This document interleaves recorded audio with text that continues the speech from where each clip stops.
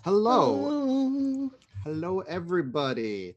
Welcome to the party and unknown wait, sorry, I already messed up. I am Horror Unknown Girls Society. The only Welcome to the Party Unknown Armies 3rd Edition game where we literally helped demon possess the daughter, son, we don't know, of our hated rival, and now they are at large, and we don't know how to feel about that. Uh, normally It, it's a cat joke here, but I mean that happened, and we're dealing with that, and well, yeah. you could say the cat got out of the bag. Oh my Something like goodness! that. All We of the cats, totally let the cat out of the bag. all of the cats are out of the bag except Pebble. Pebble is still in the bag. I haven't pulled that particular trigger on you guys yet. Oh I don't no. want to tell Pebble. Oh man. So let's get started with me reading the intro stuff. Let me find it first because I am a little disorganized today. I'm sorry. So first of all, we've got some amazing sponsors. Thank you, Tabletop Loot, Fine Dice for all your gaming needs. Devin Rue, Mistress of Maps, Mapsters, perhaps an amazing community supporter. So Nerdware, it's what the nerds wear. And Roll20, the virtual tabletop. They are all sponsoring us, and they are awesome. Also, thank you for our patrons. They let us do what we do. And finally, join us on our Discord where we plan games and other stuff happens. Today, there was an extensive discussion of World War II history. And then a discussion of does that need a dedicated discussion channel? And then someone started reading poetry about it. So, you know, it's a place where people do things that people do. I'm good. I am on it today. You're killing it. I am so on point. Also, I need to I can't see the stream anymore. Something No, it's not that. It's I use the picture on the stream to go in order for the people's faces to introduce everybody. And the screen was black. So The order doesn't change. I'm just gonna let you in on a secret. you know what does change? My memory, which periodically erases everything and reboots, because that's how I roll. 20.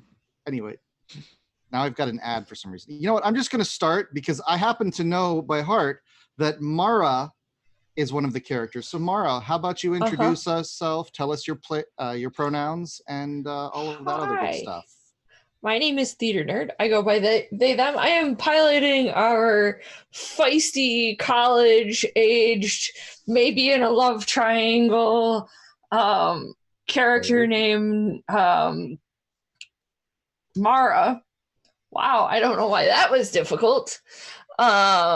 You guys are fortunate enough to have me for the next 3 weeks after this week, and I'm super excited to be here. Cool. We're excited to have you and possibly let you survive. She's pretty good at not doing that, but we'll see how it goes. Maybe you'll make a good friend. We are missing Minerva this week, sadly. So, but I hope you'll be back next week. We have Adora. Hello, I'm Connie O, and I go by she, her, or they, them.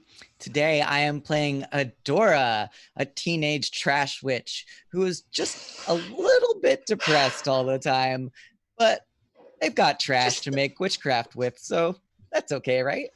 Just a little bit. Hold on, I need to pull up that meme because I want to read it now because I want it to show up in game, but I'm not sure how. But I imagine you're going to have a spiritual vision where Oscar appears, Oscar the Grouch, and says, "Just because you're trash doesn't mean you can't do great things.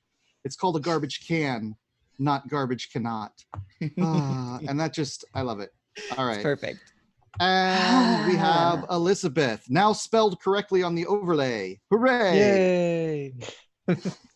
Hello, I'm Alexis. I go by she or they, and I play Elizabeth, the local new age witch who thinks that they're in control of everything, has been proven wrong last session.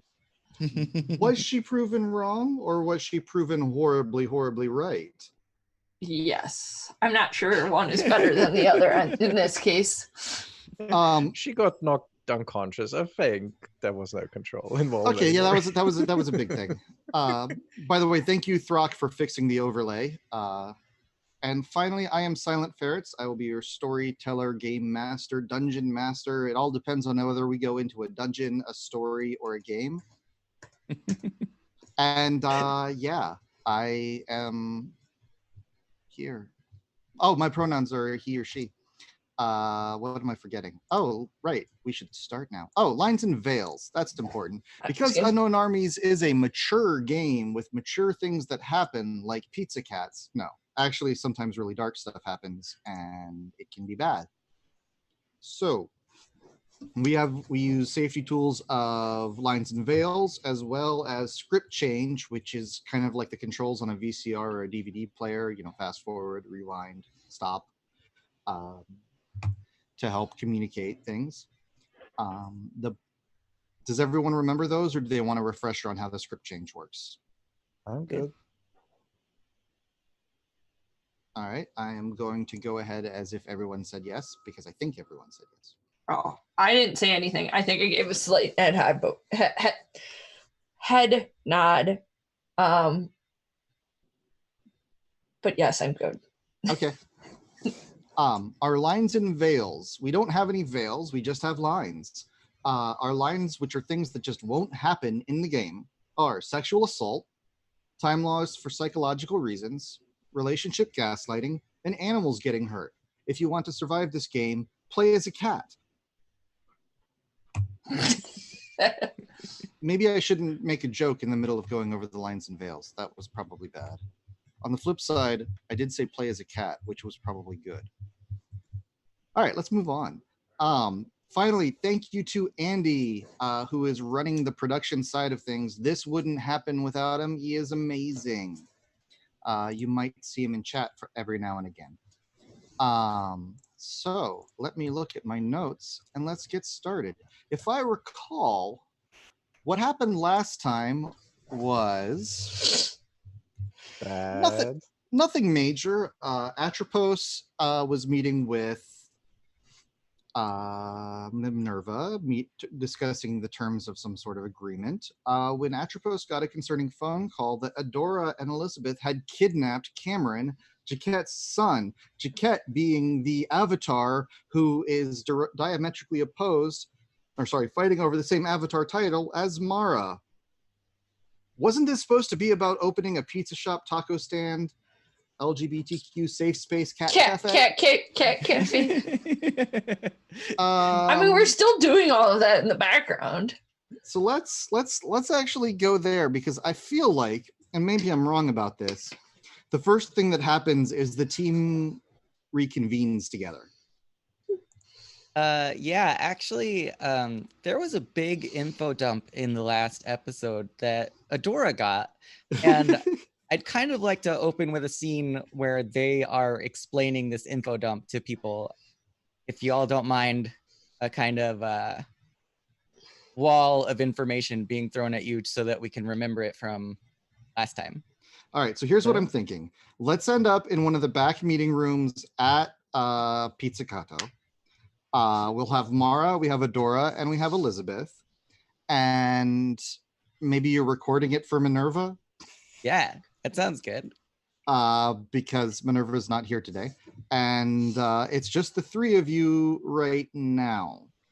And we will have you with that discussion. Here? Pebbles is playing with the other cats right now. Okay, good. What a cutie. Okay, so that's going to happen, and then I'm going to interrupt that at some point with an event. Okay, but you guys talk amongst yourselves, and unless it's called for, please stay in the room. You know, don't go wandering off, because it's a big deal. But you know, it's your character. You can. I'm just, you know, GM asking a favor here. Is anyone eating pizza right now? Maybe mindlessly. right? Like Because as a it's side thing. Because we've got the magic pizza, and you just started having the magic pizzas being made with the magic ingredients. You've got to eat it. It's just too good to not eat. Yeah. And I don't think Mara has had pizza since you all collected the better ingredients. So this is maybe the first time. And as you're eating the pizza, you just feel better. To remind you, you've got organic wheat grown by a local cult, organic homemade special meat replacement products, also made by the same cult. You've got a witch that makes special magic basil, and an eco-terrorist run tomato farm that's also organic called Pride Tomato, which its emblem is the Pride Tomato from the Discord server. So, and all of that comes together to make a very special magic pizza that just might give you unforeseen magical benefits later in this adventure. So, we open in the room physically. Where is everybody what is everybody doing? Mara, what are you doing? You're about to get a big info dump from Adora.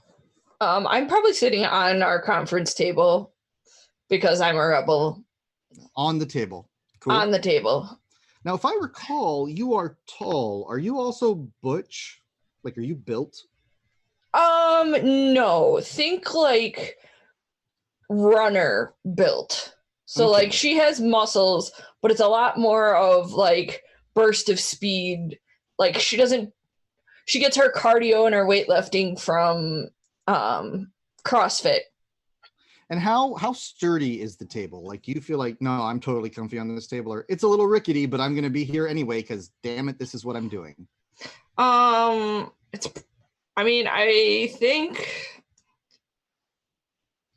don't know, because we have Adora, so it's possible we got it out of the trash. But I think Mara would have tried to minimize the trash gathering as much as possible when it came to the actual furniture in the restaurant. You know, Adora probably fixed it up anyway because she's handy like that. Mm-hmm. Now, Elizabeth, what are you doing physically? Adora is about to lay some info on you. I think Elizabeth is bringing in the pizza since she's one of the chefs. Ah, cool. So she's gonna put it on the table and then lean on a nearby counter, waiting for everyone to try it. Cool. And Adora, what are you doing physically as you're about to lay the info smackdown on this team of wrestlers? So Adora was like coming in at the same time as Mara, but Mara got up on the table before them. And so Adora was like, oh no, if I get up on the table, it'll look like I'm copying her.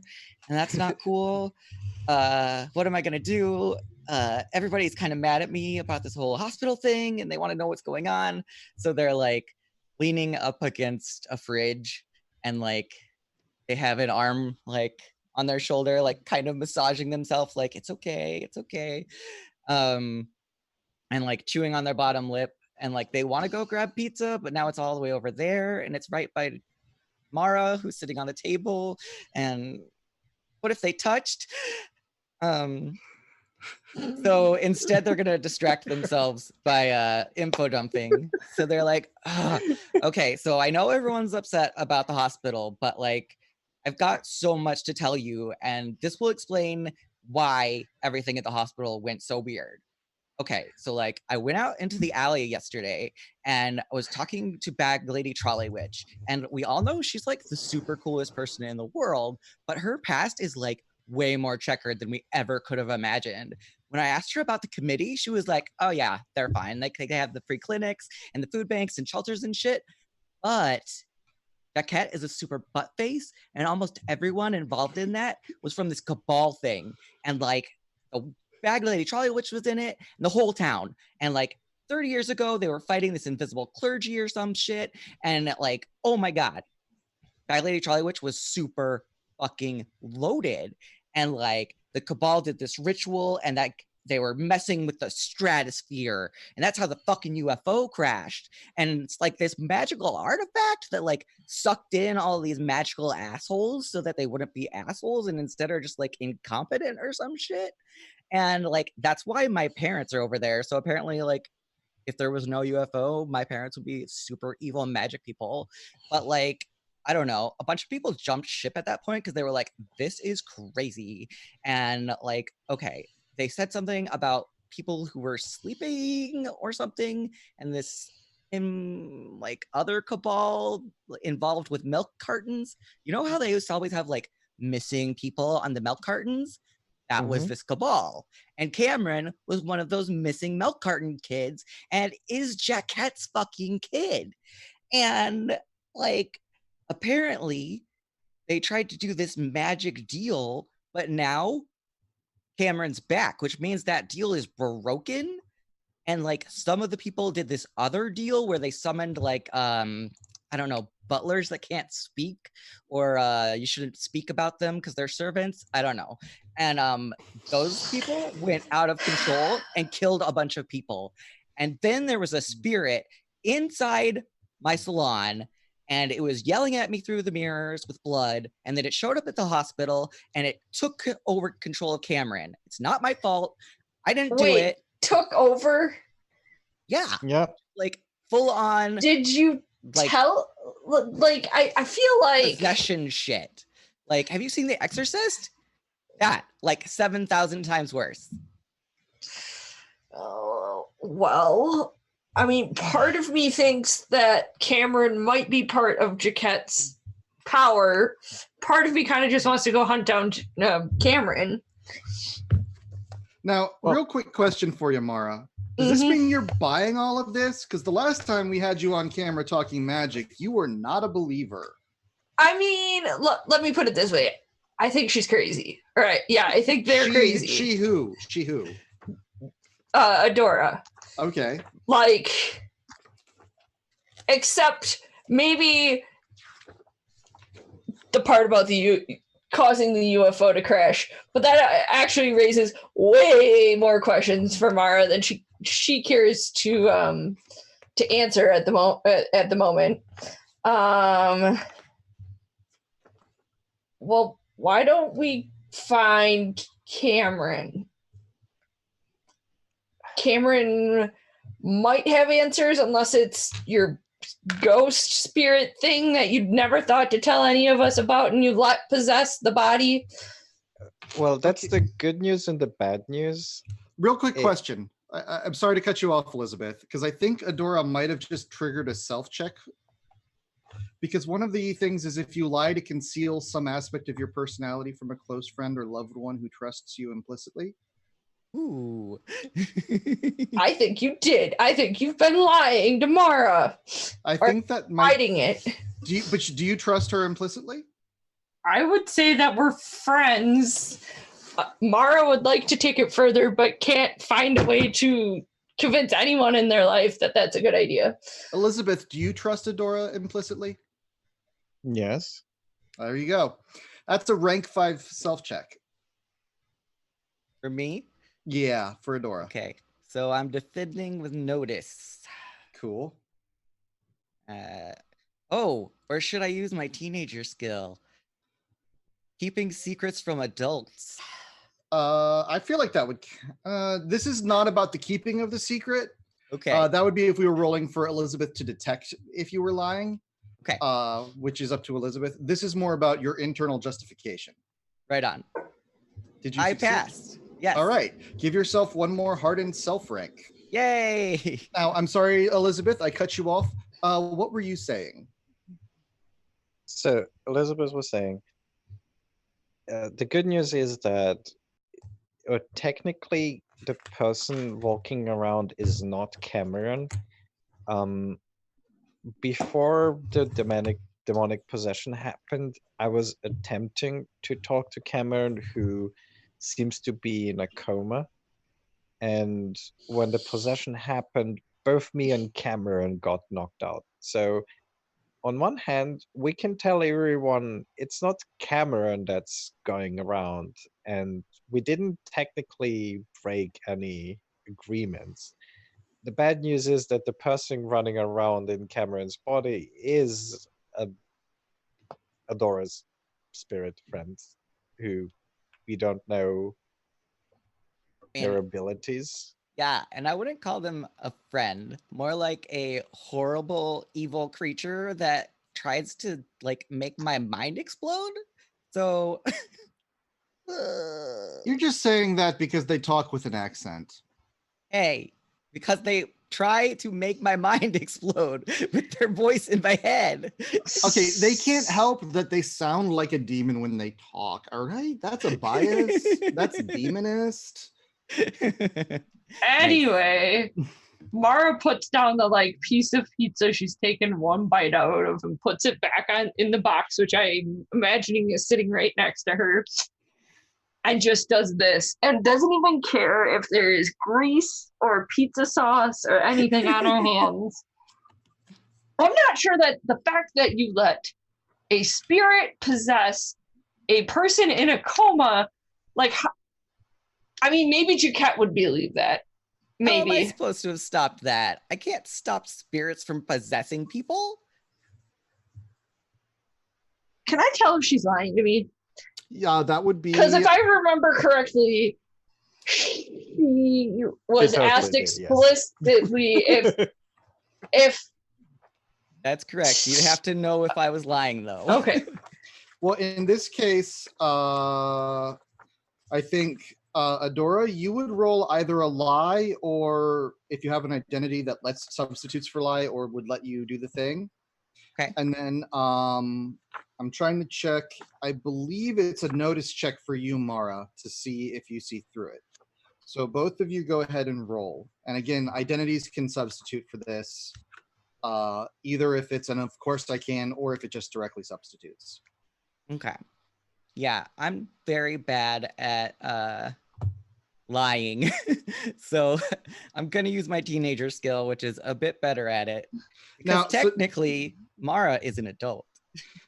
So okay, I'm like 2 years your elder, but okay. so you're lying. You're using that to justify lying to Mara. So you, in some way, are affirming you see Mara as an authority figure. Yes. Almost. Correct. Interesting. Which I'm not is- saying it means anything, but it means Definitely means something. It means something. Oh, Oh. no. Oh, I've lied really badly. All right, go ahead and check your teenager identity. And Mara, I'm going to need you to roll notice as well. Okay. I'm just under my notice skill. All right, let's see now. I just wanted to say that Elizabeth was knocked out, so if she's lying to Elizabeth as well. Oh, Yeah, yeah. That's true. All right. The only way you will sound plausible, Adora, is if the potential sucker rolls higher on a failure or rolls a matched failure. Otherwise, not so much. Right. Specifically, I feel like Adora and Mara have been friends for a very long time at this point. That I probably pick up. I just get a sixth sense and then have to like really discern if they're lying or not. all right. But Let me finish what I'm saying. Okay.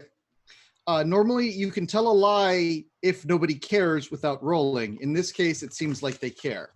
Now, those of you who succeeded on your notice checks, what this specifically means. Hold on, let me find it. Because it sounded like Mara, you were about to describe like kind of where you were coming from. Is that correct? yes. Basically what this means is you picked up on the whatever it was. So you both just totally, boom, you are aware. You don't have to challenge. It doesn't have to mean anything, but it can. You don't have to act like you were lied to, basically. It doesn't control your actions. That's kind of the big thing. It's more Okay. of I have this knowledge and I can choose to use it, or I can sit on it for later. Or you could even just, Ignore it. yeah, compartmentalize it if you wanted to. Yeah. Mara is actually gonna slide down off the table, walk up to Adora, not like in an aggressive, well, not in the I'm going to invade your personal bubble kind of way, but in a I want to get information out of you and therefore I need to be closer to you kind of way. It sounds like you are coercing a meter. What meter are you coercing? Well, so I want to get more information on who or what the spirit is. That's my goal. All right. Do you understand what I'm asking with coercing a meter? No. Coercing a meter is one of the easiest ways to avoid fighting someone. You establish some sort of threat. It doesn't have to be a violent threat. It's like an identity, a relationship, you know. A supernatural threat would even just be, I show you magic, you know, or I won't be your friend anymore. So if you're, for example, calling on your friendship with her, that might be an isolation meter check, coercion. Whereas if you're more like, I'm tough and have the ability to hurt you physically, that would be more a violence thing. Or helplessness would be like, you're going to tell me resistance is futile kind of thing. Does that make sense? Yes. So I think she comes up, and I think she does it with an air of confidence. Like, you're going to tell me what I want to know, and you might as well just tell me everything now. So I guess that would be helplessness. That sounds right to me. So, real quick. Give me, what are you going to roll to coerce with her? Let's see. Let me find. There's a chart for this for what coerces what. But if you have something that coerces helplessness, you could use that. I think you have a coercion identity actually. I don't think I do. No, I thought one of your identities had like coerces this or coerces that. I don't believe so. I do. Fitness might have. Or maybe Jim Rat might have. But I switched it. Right. Okay. So can I not do it without it? No. You totally can. Could this be like a status roll? I think so, yeah. Using our friendship as... Okay, cool. So here goes nothing. Oh, fuck. What'd you roll? 74. All right. So if she tells you it's not because of... Oh, sorry, it's connect. Oh, it is connect? Yeah, does that change anything? No. Okay. Unless you want me to re-roll it. No. If she tells you that's not because you scared her, it's because she wants to tell you. Elizabeth, are you reacting at all right now, or are you just kind of like...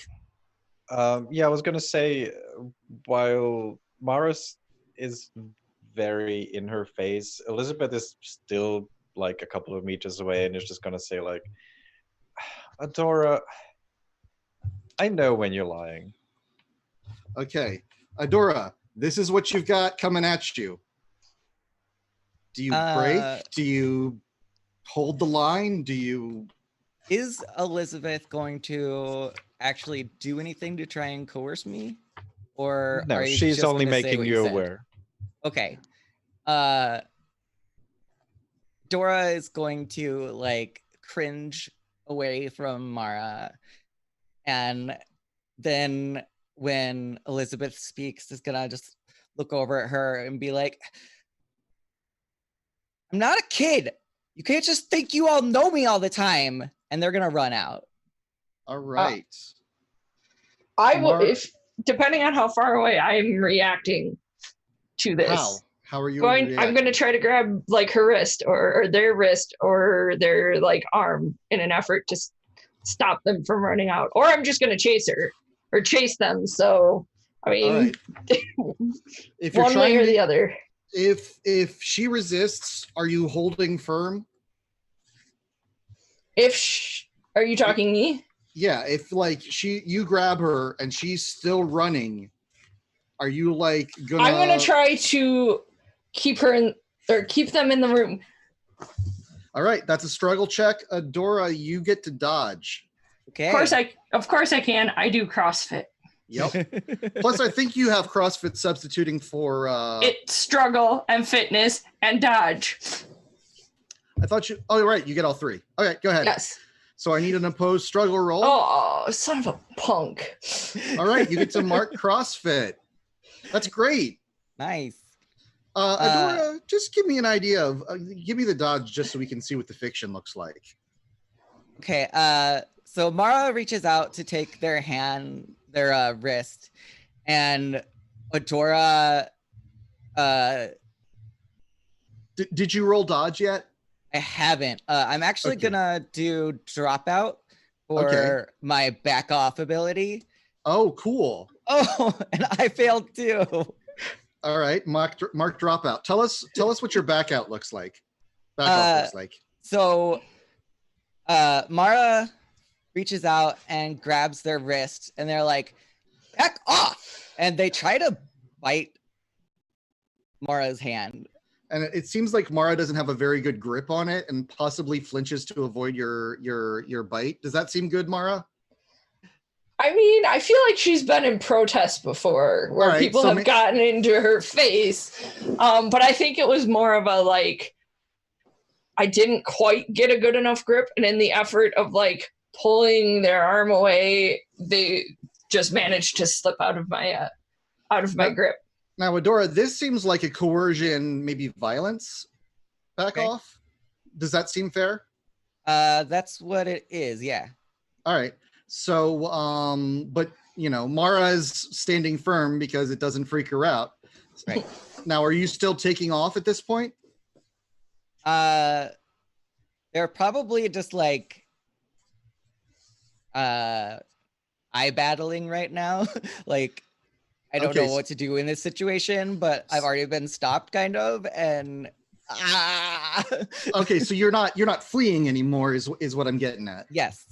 Now, Elizabeth, you just saw this sort of weird fight thing, and the best fight we have had in Unknown Girl Society so far. The best combat ever. Nobody got hurt. At least not yet, anyway. Elizabeth, just so I believe it's still the same day, and you feel this distance from Shay, just in case that comes up.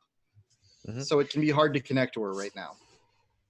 So what I was thinking is, would coerced isolation work in this case if Elizabeth would say something along the lines of, "You don't have to go and do this on your own, like you're better off staying here with us and we can help each other."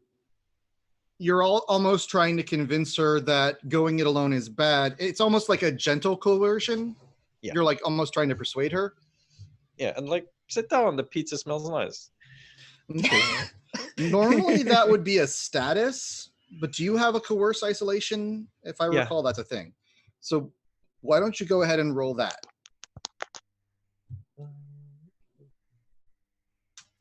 Oh, yeah. So Mark Chef,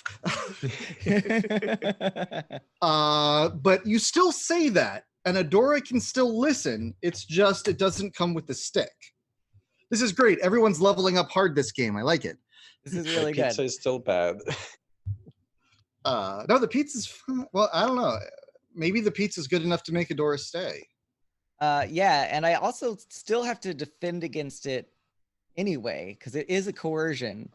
So it's my isolation, so I'll be defending with connect. And let's just see what happens there. Okay. Okay, I do pass. So completely of my own free will here, Adora is gonna be like, all right. I'll have some pizza We can talk some more, but just everybody stop talking down to me. If you want to ask me a question, don't treat me like I don't know anything.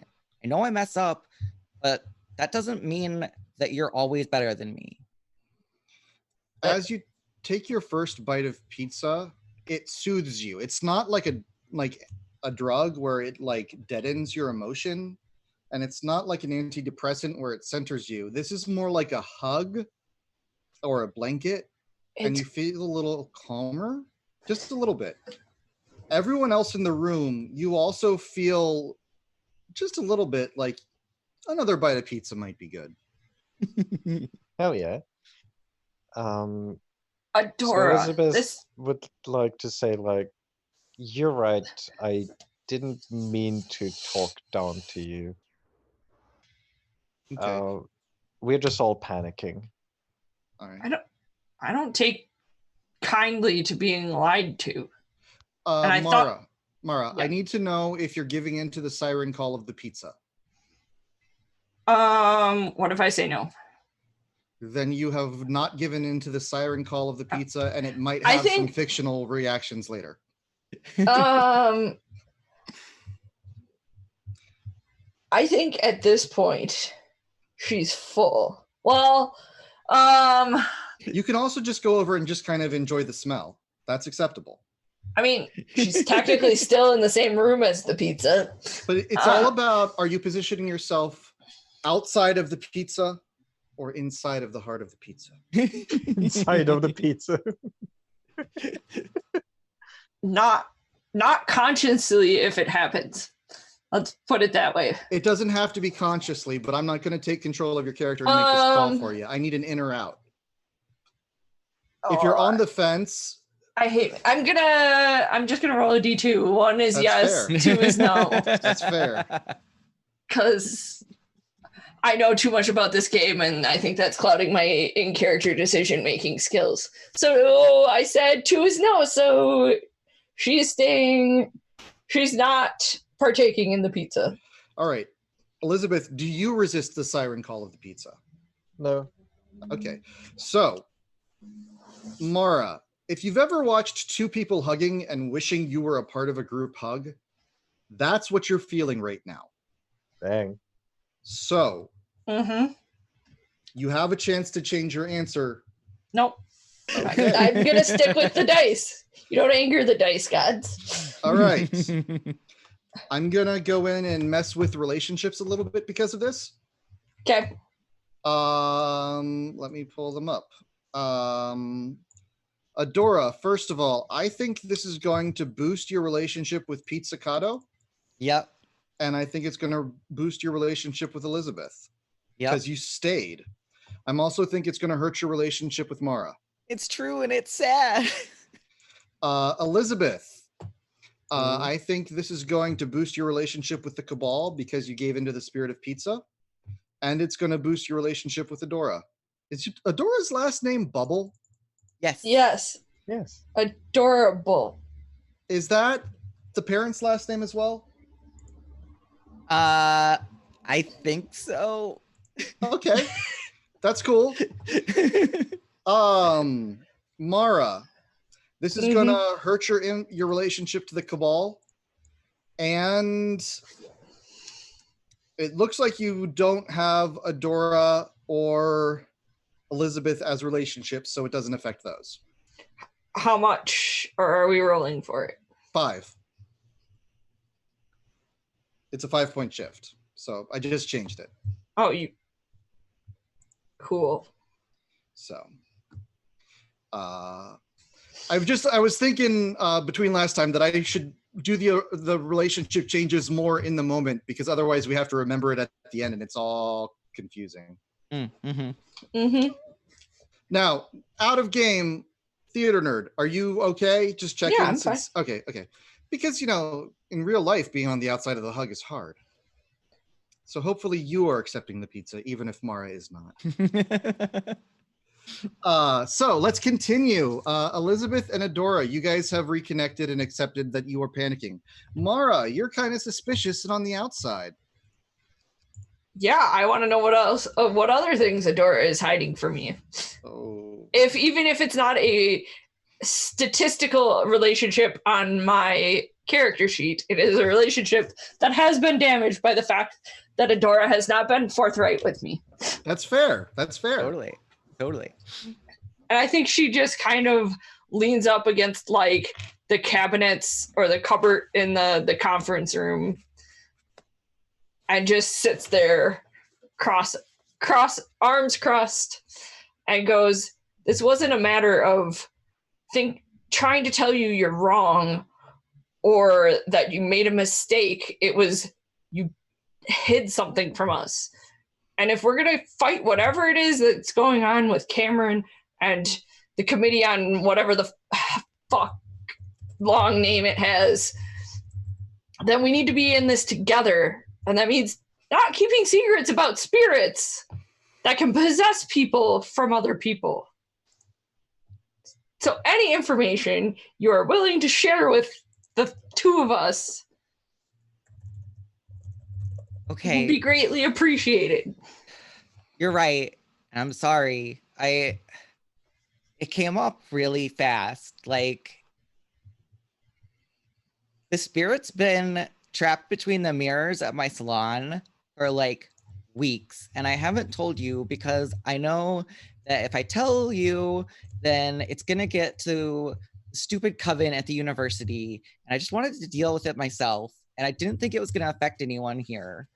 But then yesterday, it just was screaming at me in blood and like overpowering my mind with its, I don't even know what it is. It's not a voice. It's just like this pressure inside my head.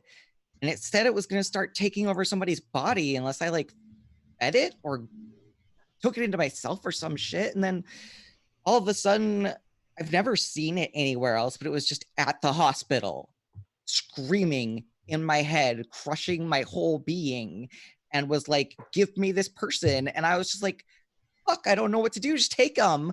And I'm sorry. I should have told you. I'm so freaked out right now. And yeah, I should have told you. Sorry. Don't worry about it. And like, next time, if you don't want something to go to the coven, just tell me. It's fine. I mean, I'm not involved in the group, so if you would have told me, it would have been fine. You don't believe in magic. I never said I didn't believe in magic. Everybody's misconstruing what I was saying. Magic is commonplace for me. I grew up around plants growing faster than they should, a scrape healing faster than it should. That was my entire existence. To me, it's not this big, scary woojoo. It's a thing. It exists just like the air we breathe. What are you talking about? What? I had no idea, because like every time I've talked to you about magic before, you just like scoffed at me. Oh. There's a lot you don't... Yeah, there's a lot everybody doesn't know about everybody. So I didn't have any reason to go to you about it. I'm sorry. Mara? Yes. Is there any this is out of game actually GM to player. Mm-hmm. I would really appreciate it if you could accept her apology. I know that might be a tough call for Mara because there's a lot going on, but it just would really make me happy. I don't think that she doesn't. Okay. Her struggle right now is how much information does she divulge about her childhood and the things that she's found out about Jaquette from Elizabeth. That's a good point. That's where the struggle is. How much does she disclose? Because I mean, she's mad at Adora for keeping secrets. I know, and that's where the struggle is. I think feel like that's a self-check if you hold yourself back from connecting. Does that seem valid? Because you're torn about who you are. I'm not torn about who I am. Well, I guess you could make that argument. In terms of who you are about telling this stuff. So I think it might be best to put this down as either connect to them over this and tell them your stuff, or it's a self-check of maybe rank 3 or 4. Does that seem good? Yeah, that's fine. And I'm not doing that to control the actions, but rather I feel like that's like the psychological process going on, is almost right. you have that pull and that And resistance. what do you defend against self-check with? Is it noted or that's a good question. You defend with notice, yeah. How do you guys find this so? Oh, there it is. It's on the character On sheet. the character sheet. I don't have that. Yeah, it's a notice check. 69. Nice. Cool. That's a failure for that one for me. All right, so I feel like you're either going to freeze up, running from the situation. Frenzying in this case, I feel like might be either like divulging everything or physically attacking them, your pick. I could kill them. Yeah. Please don't. Like, But no one here has seen a Dora fight. And I mean, this was the closest to Adora ever fighting was what happened. Adora and Elizabeth are not weaklings. Adora does have magic, so that's true. But let's not go there. I'm not. No, I don't think that would be her first reaction. These are her friends, dead. her allies, and if she wants to take down Jaquette, she needs as many allies as she can get. That's why I like the idea of frenzying being almost frenzying on the disconnection and just spilling a lot, if you wanted to go that route. So I think there is a moment of just silence, at least from Mara. So and she's still leaning up against the cabinet or whatever, arms crossed. Look, my parents were killed by something. Apparently Jaquette knows my parents. Part of me kind of wants to go hunt her down so that I can figure out what the fuck they were. Also, I think maybe my grandma was an adept. I don't know. I grew up around this stuff. And that might click some wheels together for you, Adora, especially with what Bag Lady Trolley Witch was saying. I was actually thinking that it would make me more confused because these are terms I do not know. So as opposed to making things click, it makes me more curious. And I'm going to be like, wait a second, you know what an adept is? I don't even know what these things are. What's an adept? Well, adapt is when you change to, that wasn't what you were talking about. Well, I think so it's complicated. A more Technically magically powerful person. Yes. Is the simplest way to put it. Someone who doesn't need to gather the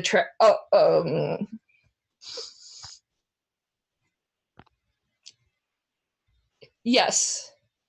Like Minerva, who could help stitch your hand together. With no medicine. With without stitches. I mean, that's just magic, right? Like, is it different? No, I don't think you would be able to do it like she can. There is more powerful magic that works under specific constraints, and adepts have to follow specific rules that generally they kind of set themselves. And if they don't follow rules, there's complications, etc. But they can do magic that is beyond like you and me, Dora. Oh my goodness, that's what Bag Lady Trolley Witch said, that she was trying to break taboo. Yeah, because she was also an adept then. Yeah, like making money adept. So Now, does anyone here know the making money adept? Are you familiar with the concept, Mara or Elizabeth? That wouldn't say so. Okay, cool. So Carry can on. I ask you a question? How much of this would my grandmother have had in books? Not very much, Okay. because most of it is word of mouth. There are I didn't know if she like took down notes. There are a couple books of it, like, but they weren't published until the 2000, until maybe 20 years ago. So you might have had a copy of. No, she didn't like Dirk Allen, so she wouldn't have a copy of My Name Is Dirk A. The book that Adora has a copy of. yep, still got to read more of that. But I mean, it's fine. That was mostly just. I feel like not very much. I feel like it would have been more in her head in conversation, personally. Does that seem Okay. good? That's fine. I guess I also was trying to figure out if we could obtain more information from her, but that's also fine. There might be stuff in the house that, looking more openly at it, you might be able to read and interpret better. Gotcha. So I have no idea about the money-making adept. All right. This is in character to Adora, Okay. but it's possible. Like, I know. If she said taboo, it probably is. Yes. I mean, she's probably an adept, but what kind, I don't really understand. It's not really my wheelhouse. She like said that she like rejected being an adept. So like, what are these consequences you were talking about? So if you break taboo, you lose all your current magical power that you store within yourself. So they would have to build up their power again. That said, I am actually not sure what happens when you reject being an adept. I think you kind of lose all magical power. I'm not 100% sure. Huh. I could have sworn I've seen her do magic, but Well, I mean, theoretically, I feel like I probably could do the kind of magic where, like, rituals without you guys if I really wanted to. Yeah, maybe she's doing gutter magic still. oh, wait, like I thought like we were just calling it gutter magic because it was cool. I mean, if it would make you feel better, we can just call it trash magic. I mean, okay.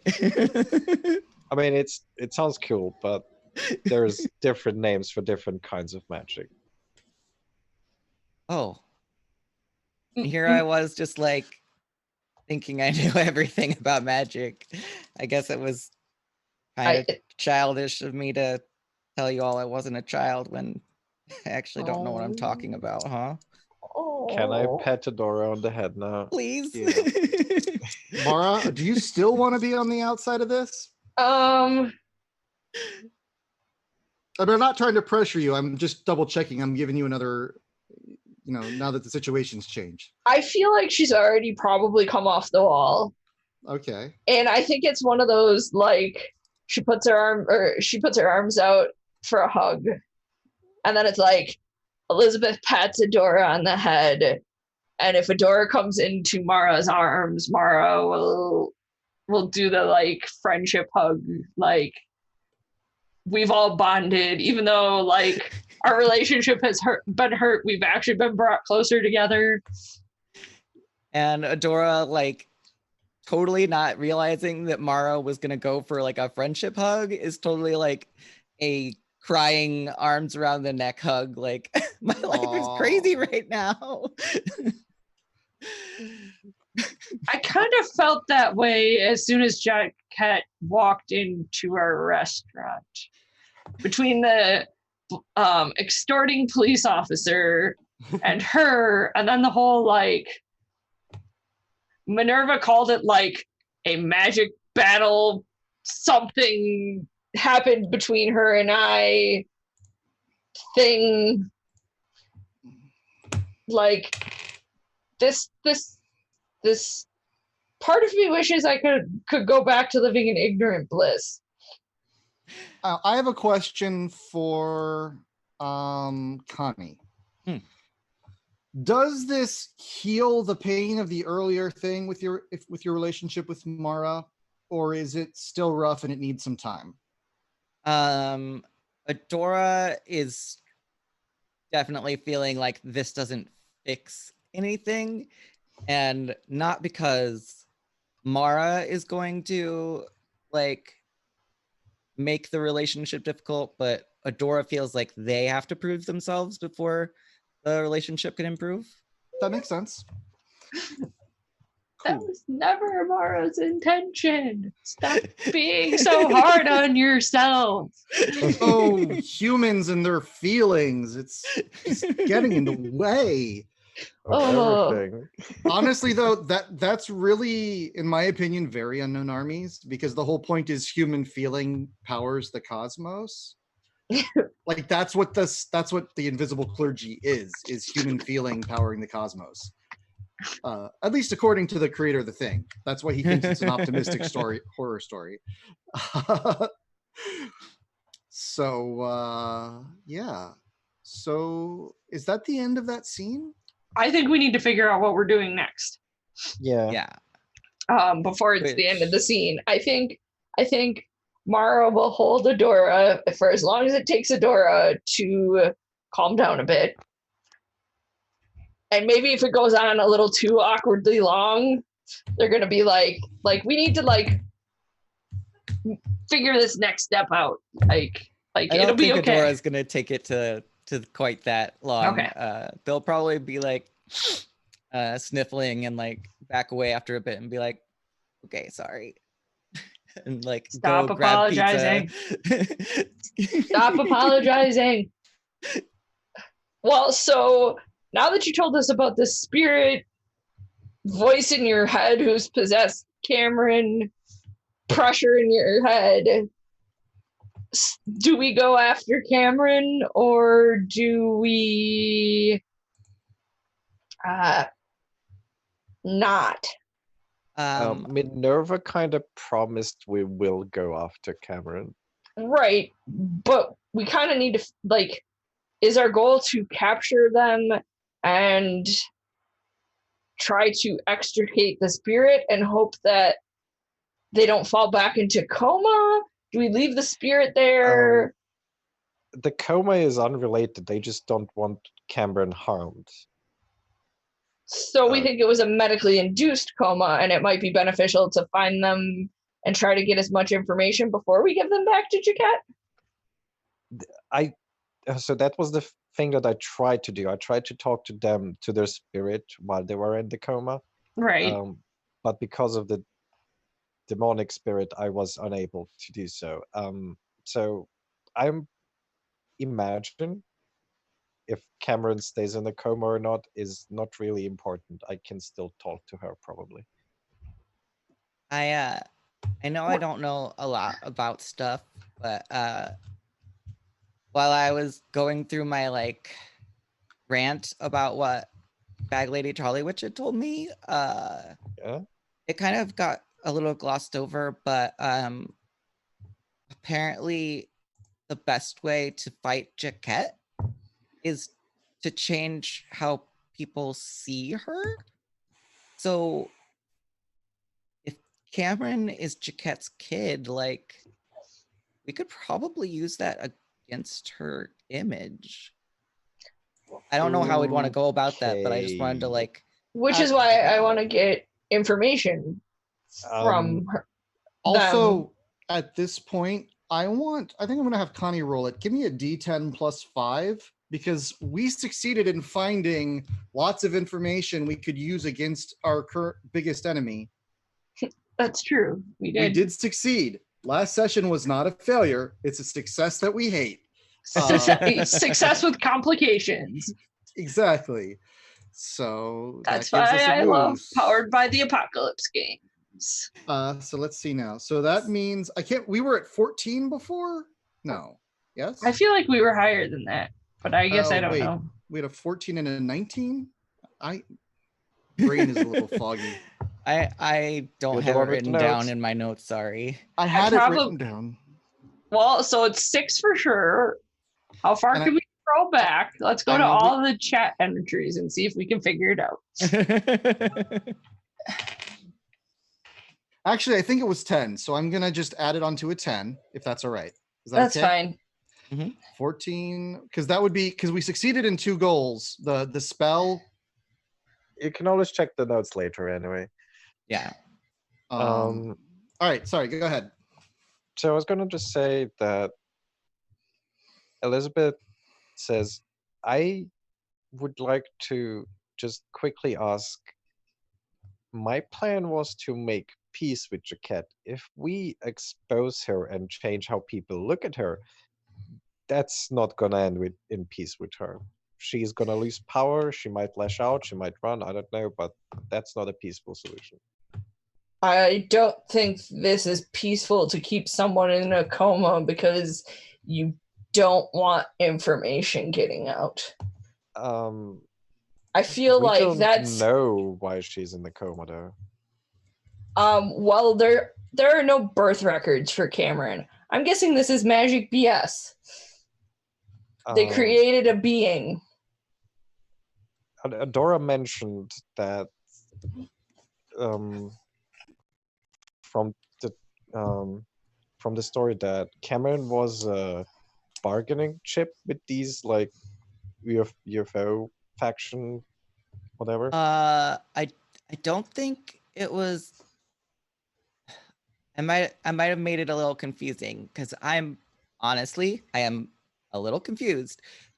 So I believe that the cabal that like brought the UFO down traded Cameron away to like some sleepy people or the milk people, or maybe they're the same people. But So at then least 3 factions, okay. yeah. Then I think Jaquette and Martha from the university brought Cameron back, which means they broke the deal, which is inherently going to put this town in danger. Wait. Martha was also involved? Oh, I didn't say that? Yeah. Wait. Okay. In any case, my point was maybe Jaquette is just trying to keep people safe by keeping Cameron in a coma by magically approving of some contract. I don't know. Sounds very fairy tale kind of stuff. Oh, yeah. And the notes. Do you remember the notes from the hospital all around asking Cameron for things? Oh, yeah, right. It seemed like people were asking Cameron for guidance as if Cameron was an oracle of some sort. That was really weird. I still say if we're going to try to figure out all of the chess pieces on the chessboard, Cameron is our best option. Which would mean getting the spirit the hell out of their body. I would like to do that in any case, yeah. What we do with it after that, I feel like they need to be involved in the decision of what happens next. Because honestly, the fact that they're being asked for things could totally and completely be Jaquette's doing. Yeah. Or the committee's doing. So, you said the demon lived in a mirror? Like, I don't know, a month or 2 ago, I accidentally like summoned it and it got trapped in the mirrors between because it couldn't get its energy out of the mirrors because they feedback, Okay. I know it was dumb.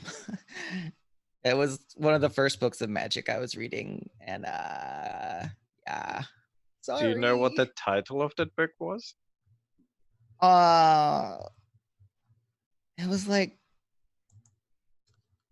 no. Okay. I mean, do we you could go home and I could probably find it. Okay, let's do Are that these then. books that you pulled out of the dumpster? Well, I pulled them out of dumpster books, but I mean, no, they get Is that the recommended to building? me. Is that the building that looks like a dumpster? Yeah. I love that building. I would. It all makes so much sense. Yeah, You you didn't hang know there out- were books in there? I don't think of myself as trash, so I don't go into places that look like dumpsters. If Oh. anyone is interested in role-playing games in this town, by the way, Dumpster's book is a great place to play role-playing games. Yes. Well, Mara's got more important things in RPGs. What is what? What is this? What you speak say? Treason. Y'all heard me. You hurt my feeling. All right. Anyway. Yeah. But Adora does not remember the title. I couldn't make anything up on the spot. So if anybody wants to come up with a title, we could go and grab it. But I'm looking at generators right now. Elizabeth was mostly asking to learn if it's like a ghost summoning book, demon summoning book, whatever. Spirits and where to find them. No. Vetoed. Y'all aren't fun.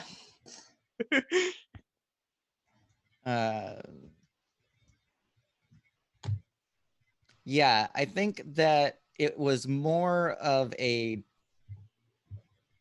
generalized book. Yeah, like the summoning thing was only one of the things in there. Like there was another one for lighting fires, and then there was one for trying to get someone to fall in love with you. And then there Did was you do that one? Yeah. I might have done that one. So the internal wheels in Mara's head after today's conversation is, oh shit, maybe that's why I like them. All right, that's an unnatural 2 check. I'm 3 in unnatural, I believe. All right then. I feel like it's important to point out when you would be taking a check anyway. Yeah. Yeah, I'm 3 in unnatural.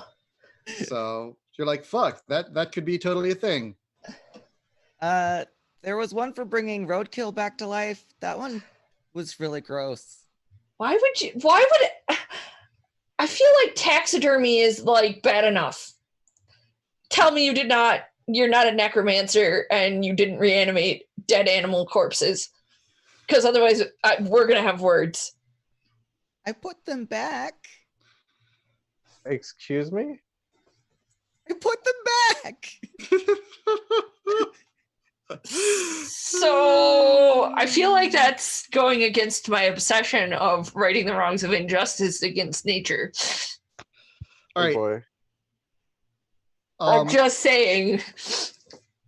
I don't know that she's gonna like she wants it to go on a tirade how like the circle of life and like the circle of life, like the animal that could have been raven food or crow food or hawk food or other carrion birds that I can't think of off the top of my head food, and you've just upset everything because you did. Adora will totally take that and respond like, I know, I realized it was wrong, and that's why I killed it again, and I would never do that again, I promise.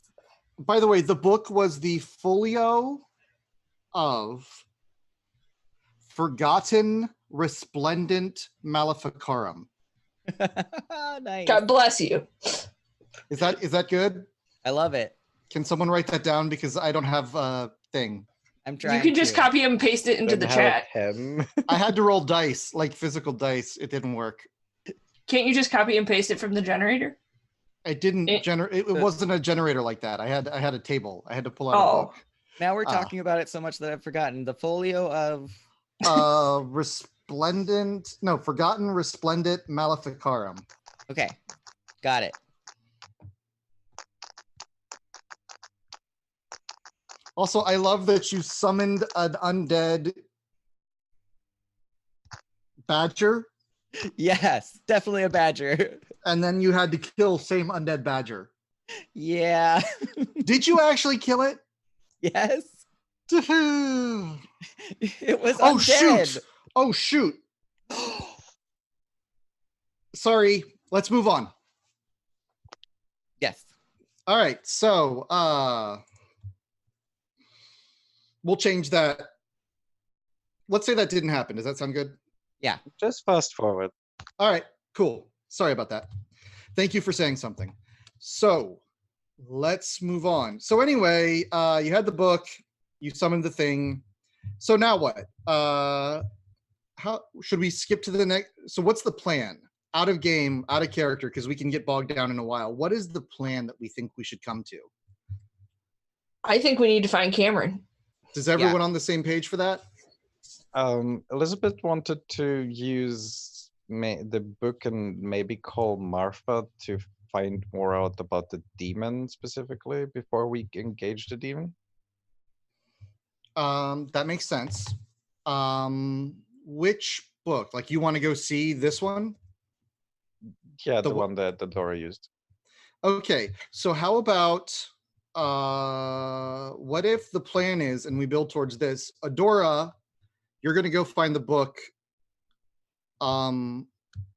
Elizabeth, you're gonna contact Martha.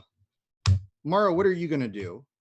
And we're all So I want, as bad as the hacking went the last time, I want to see if,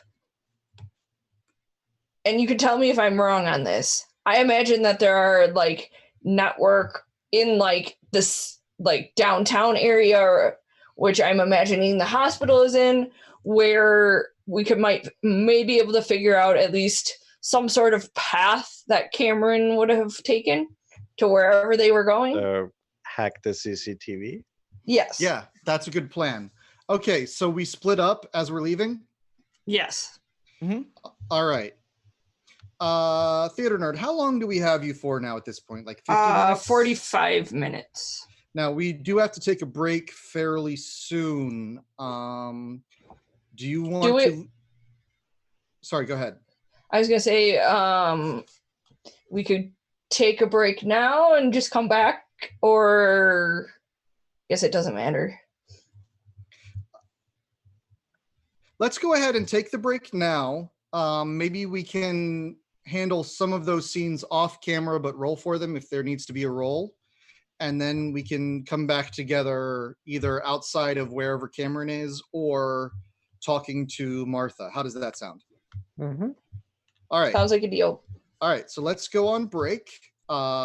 Please stick around and watch the commercial because our wonderful sponsors, Roll20, have a little video for you.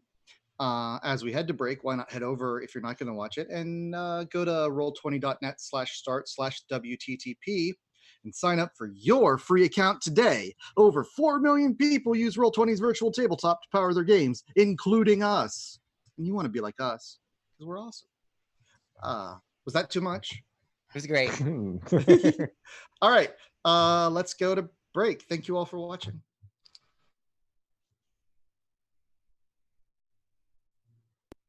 Thanks so much for hanging out with us today. If you get a second during break, you should check out one of our amazing sponsors. We're now proudly sponsored by Roll20, the best virtual tabletop for all your role-playing needs. Over 4 million people use Roll20's virtual tabletop to power their favorite games. And with more modules than you can shake a stick at on their new revamped storefront, you'll definitely find something for your group to enjoy.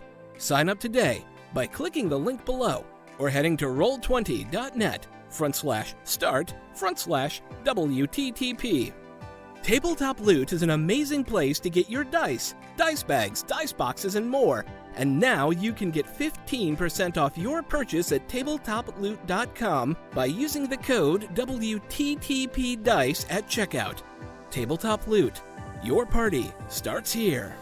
While you're at it, check out our so awesome merch store, So Nerdware. So Nerdware is the place to find all your Welcome to the Party merch and other amazing stuff too. Head on over to sonerdware.com and use the code WELCOME at checkout to get 10% off your next purchase. So Nerdware, it's what the nerds wear. Devin Rue, the amazing mistress of maps, has kindly supported the channel since the beginning and provides graphics for many of our streams. Head on over to rueinc.com to check out some of the best fantasy cartography on the web. Our Patreon supports the creators and producers of the channel by providing Roll20 subscriptions, cost coverage for video hosting, and more. If you want to support the channel while getting podcasts a week early, gaming articles that are published on Patreon first, a shout out during our break, and more, head on over to patreon.com/welcomepartyrpg and throw us a buck or $5. And last, but certainly not least, help out the party. Subs and bits not only support the stream, but also every 500 bits or a tier 1 sub gives a player or DM of your choice a reroll or system equivalent, and every 1000 bits or tier 2 sub gives a player or DM of your choice a crit or system equivalent. Thanks again for hanging out with us today. The game will be back in just a few minutes. Let's all go to the lobby. Let's all go to the lobby. Let's all go to the lobby to get ourselves a treat. Delicious things to eat. The popcorn can't be beat. The sparkling drinks are just dandy. The chocolate bars and the candy. So let's all go to the lobby to get ourselves a treat. Let's all go to the lobby to get ourselves a treat.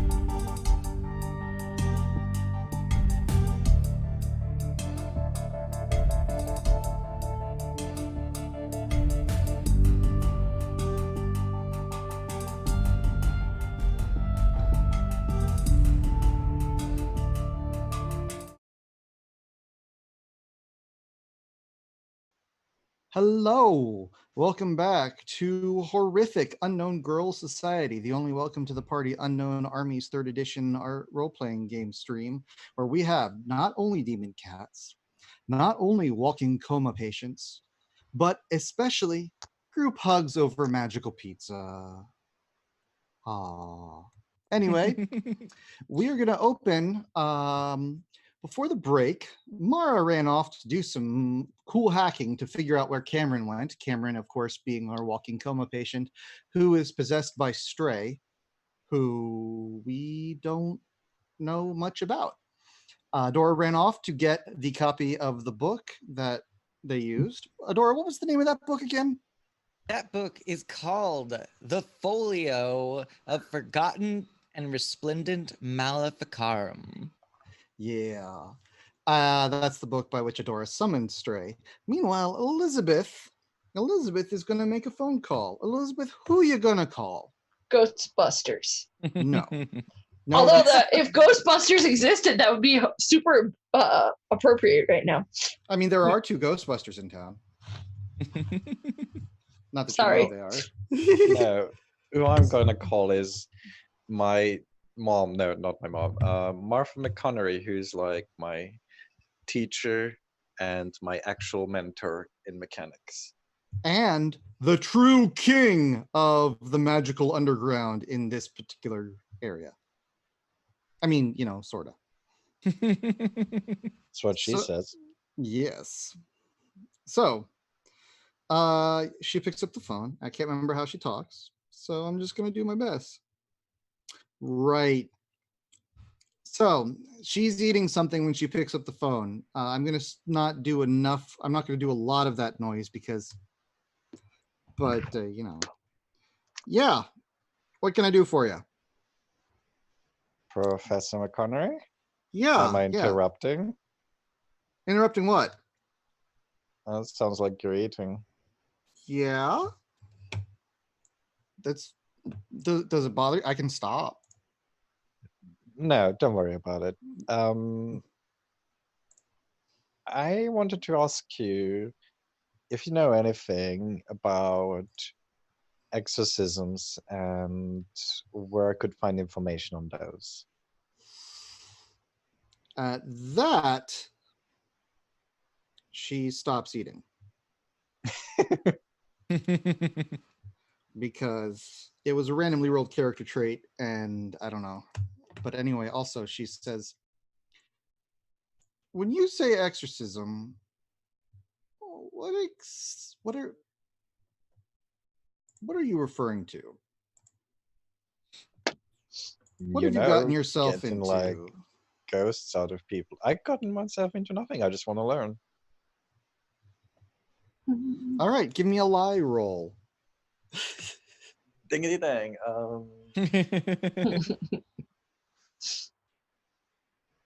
Everyone Oh else, my did the gosh. picture for Martha show up?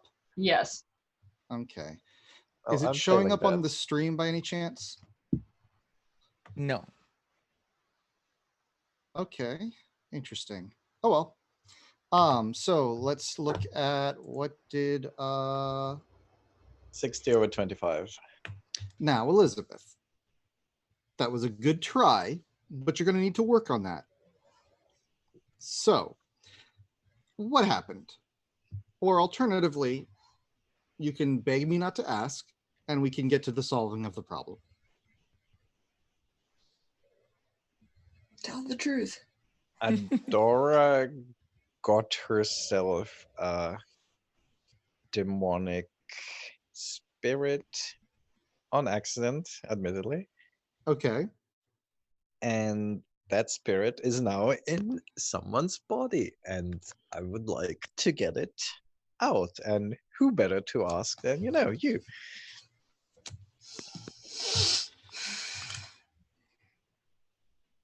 Okay. Okay. The person that is possessed, Mhm. would that happen to be Jaquette's child? How do you know? I mean, yeah, where did you hear that? Jaquette reached out to me. Oh. She was, I think, warning me, I think trying to be nice, but also threatening me. Her people are looking for Cameron, and it seemed like they thought you kidnapped her, which seemed really unlikely. Later, I got a message from Metropost that you were not the kidnappers, but again, I didn't get a lot of information. And The kidnapper is the demon, very simply put. They just took the body and ran off. None of this was planned, just to be clear. all right, so all right. Step one, any information you have about the demon. It was summoned via the book with the mouthful name that I'm going to pretend I know. All right. You'll need the book. The book would be useful. Ideally, I would contact the two best exorcists in town and send them your way to assist you. Is that gonna cost? Honestly, I wouldn't worry about it because you've got a demon in a body. It could go fine. It could not be a thing, but generally it ends with mass murder. This demon just wants to watch a movie in the cinema, to my knowledge. See, that's a thing you're supposed to tell me when I ask you, do you know anything about the demon? Oh, that's actually a useful detail. Okay.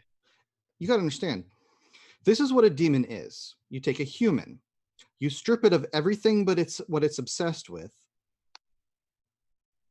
You strip it of morality, you strip it of guilt, and then you give it lots and lots of pain and magical knowledge. That's a demon.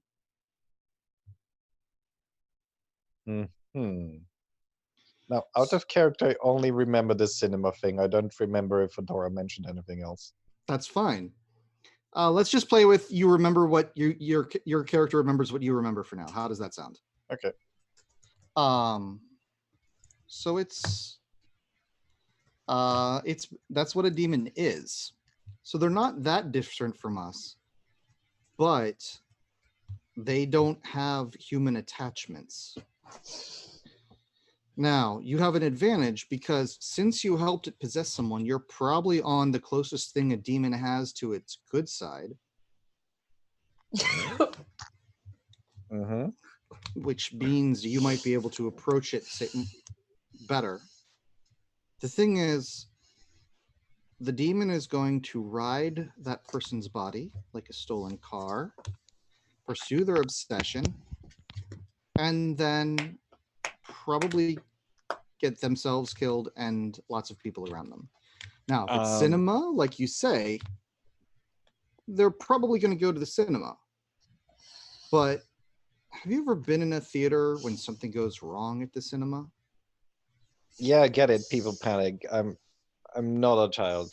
No, I'm more thinking about the anger and frustration that it would feel if like the lights don't go off on a movie.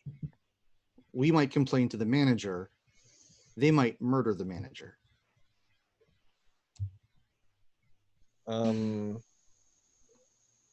they didn't murder anyone at the hospital so far, so that's a plus. Do you have the demon's name? Split. What'd you say? Split. Split. Okay, I'm not familiar with that one.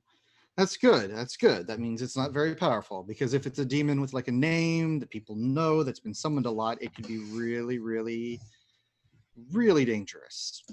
Like if, say, it's been around for 30, 40 years and people have summoned it a lot or something like that. So we're lucky that that's not the case. So here's what I'm going to do. I am going to reach out to the two people I know who can directly hurt demons because they are there. Should I have them meet you at your restaurant? Sure thing. Okay. I don't know if you've met them before. One is Sophia. I think you've met Sophia from the Coven. Okay, yeah. And the other is a photographer, a local photographer named Lana Preston. Mm. So I am going to send you them. Good luck, and let me know if anything happens, because I mean, I'll let you know as soon as everything's done. No worries. no, no matter what happens, even if it's not done, if it moves, tell me, because I need to get people out of the way, and the police are Yeah. not equipped to handle this. I got it. Even the It's a police- bad police are not situation. All right. Phew. All right. Thanks for calling me.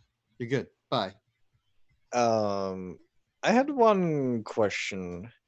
What? So, I know you only told us last week that you're in the true king and etc. But have you been doing this stuff for a while? Yeah. One doesn't become the coven head of a important magical center without lots of time and dedication. So would you mind telling me what exactly is Cameron in this political chess game of everyone trying to fuck each other over? Cameron is Jaquette's child. Cameron has an illness that prevents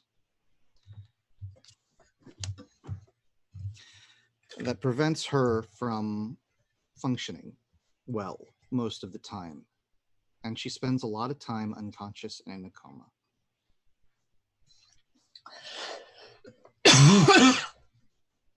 So the whole coma thing, is that just Jaquette trying to keep her alive? Yeah, because without the life support, Cameron would be dead.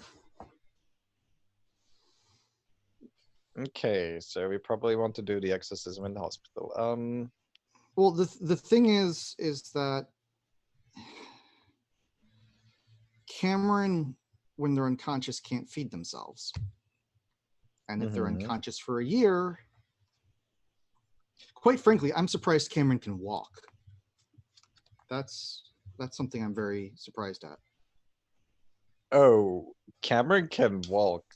The hospital looks like the opening scene from Elfenlied, with just minus a lot of the blood.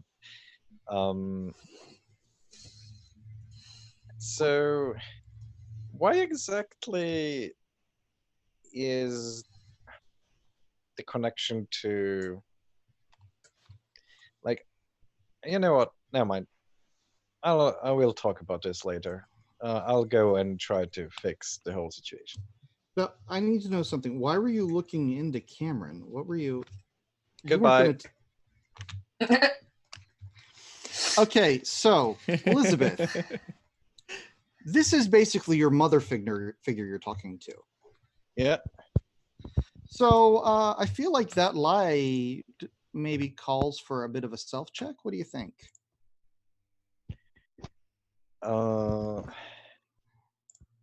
I'm trying to think, as in, like, I feel bad about lying to her. Well, one of the self-check's basic descriptions is lie to somebody who trusts you implicitly. And considering she's your mother figure and your mentor, I feel like that might count. So I'm thinking maybe like a self 3.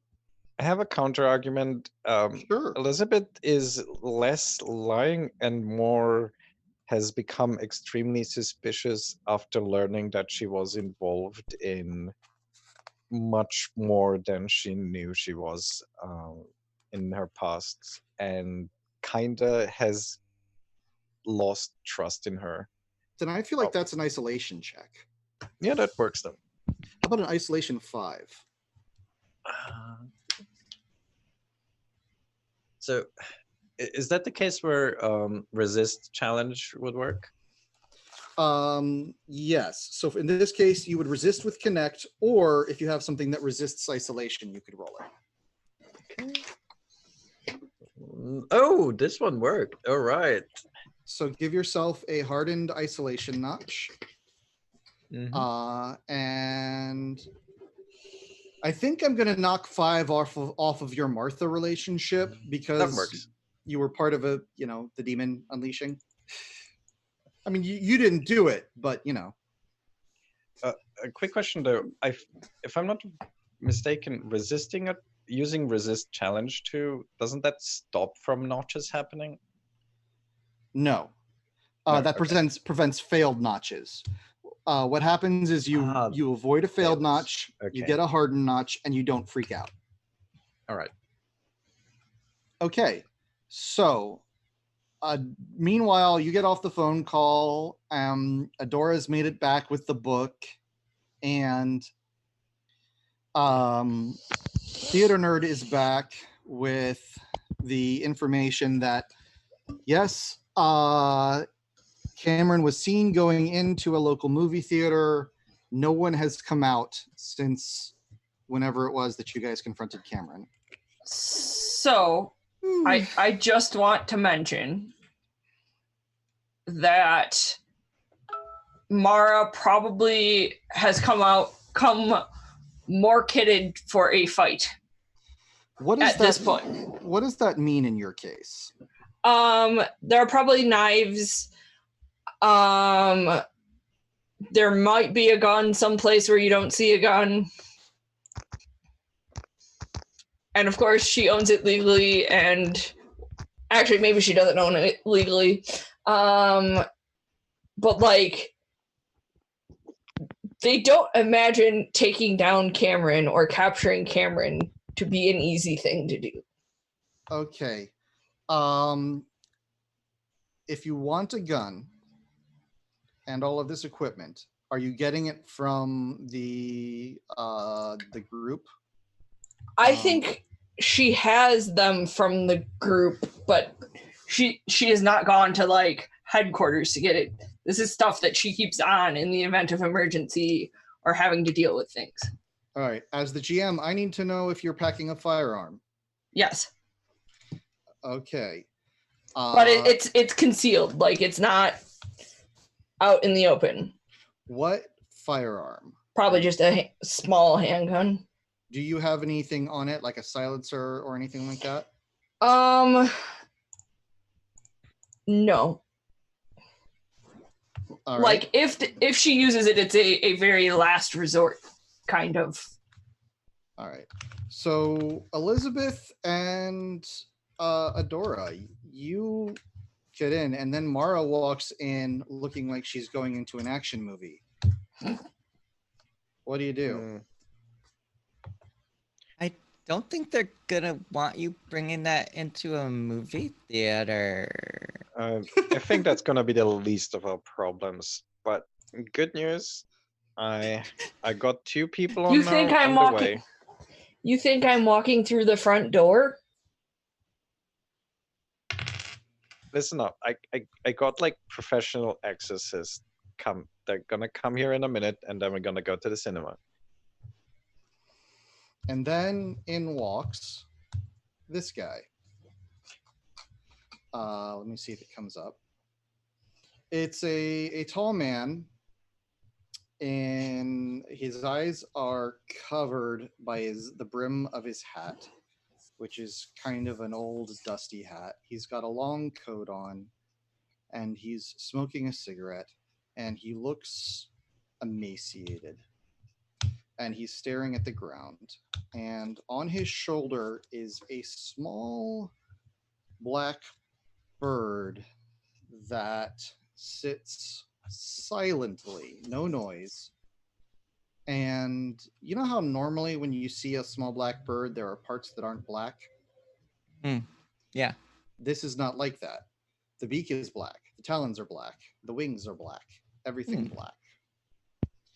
And says in a really raspy voice, "I hear you need an exorcist." Do you want some Yes. pizza?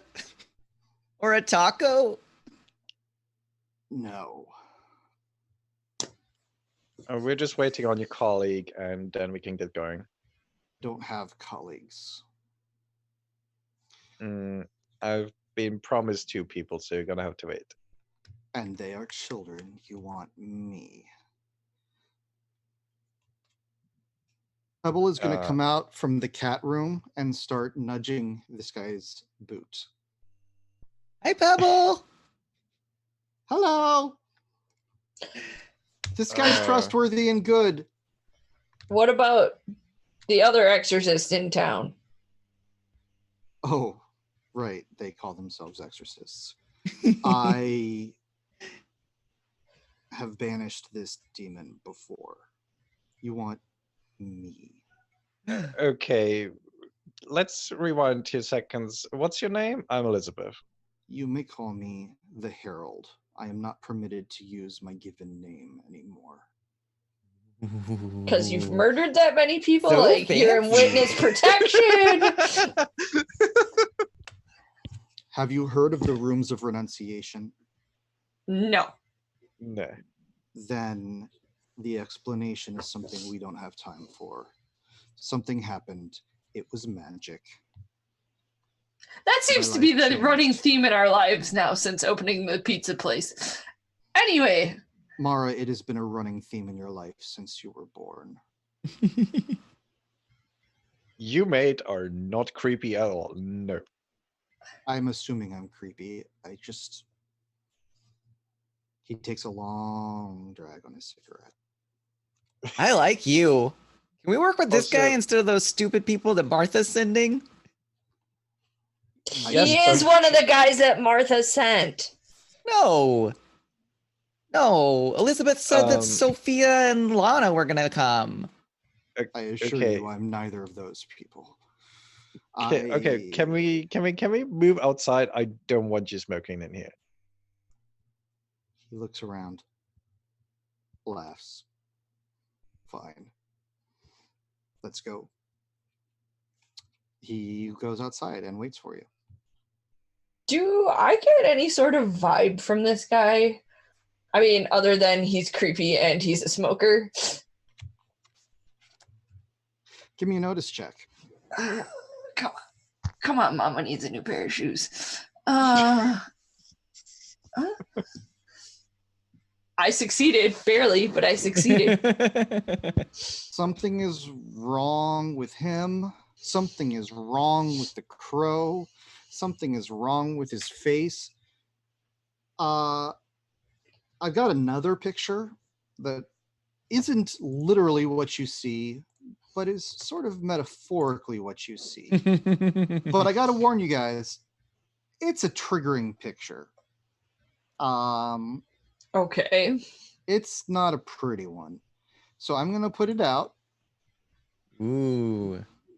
Does everyone see it? So just worn out and old is what I see. But you look how, like, on the left side, he's got like skin and eyes. Yes. Oh, okay. And on Okay. the right side, He's more skeletal. yeah. I'm not saying that it's literally a skeleton, but I am saying he looks a little dead. It's that vibe. Yeah. Now I'm gonna put back up the other picture again now because I don't like staring at that one. Kids don't smoke. That's his message as a character. The moral of his story is don't smoke. Not don't fight demons, or anything like that. Just don't smoke. So yeah, and you probably also noticed every once in a while that his eye sockets are empty. He does not have eyes. Well, let's go get this demon. Anyone that Martha's sending is not going to be as badass as this guy. And she completely says this out loud. Heck yeah, Mara. Adora's gonna pet Pebble and then pick up 2 tacos and a slice of pizza and start heading towards the door to go give them to this person. Pebble's like, trust him implicitly. He is a good guy. I love you, Pebble. Pebbles, I trust you as far as I can throw you, and pretty sure I can throw you fairly far. I've murdered Thanks, a bird Pebble. in cold blood. Oh, wait, no, that's damn it. Sorry. I stalked the wilderness looking for prey. You're such a good cat. How does she get out of the building? Cat I don't flap. know. Who cares? We totally have a cat flap on the back entrance. Just for pebbles. All right. So you come out, you offer him the thing. Yeah. So, considering Elizabeth, she's already going into her like Lincoln Continental that's like super rundown. It's a convertible, so she just kind of jumps over the door and says like, "The door's kind of broken. Can you jump over it?" He jumps over it easily and lands in the passenger's seat. Do you know where you're going? Yep. Mara, did you have a chance to tell them where they're going? Oh, I would have assumed I would have in the time before he showed up that we're headed to the movie theater. Oh no. What's the name of this demon? Mara does the like snap to Adora. Same. Hey, rude.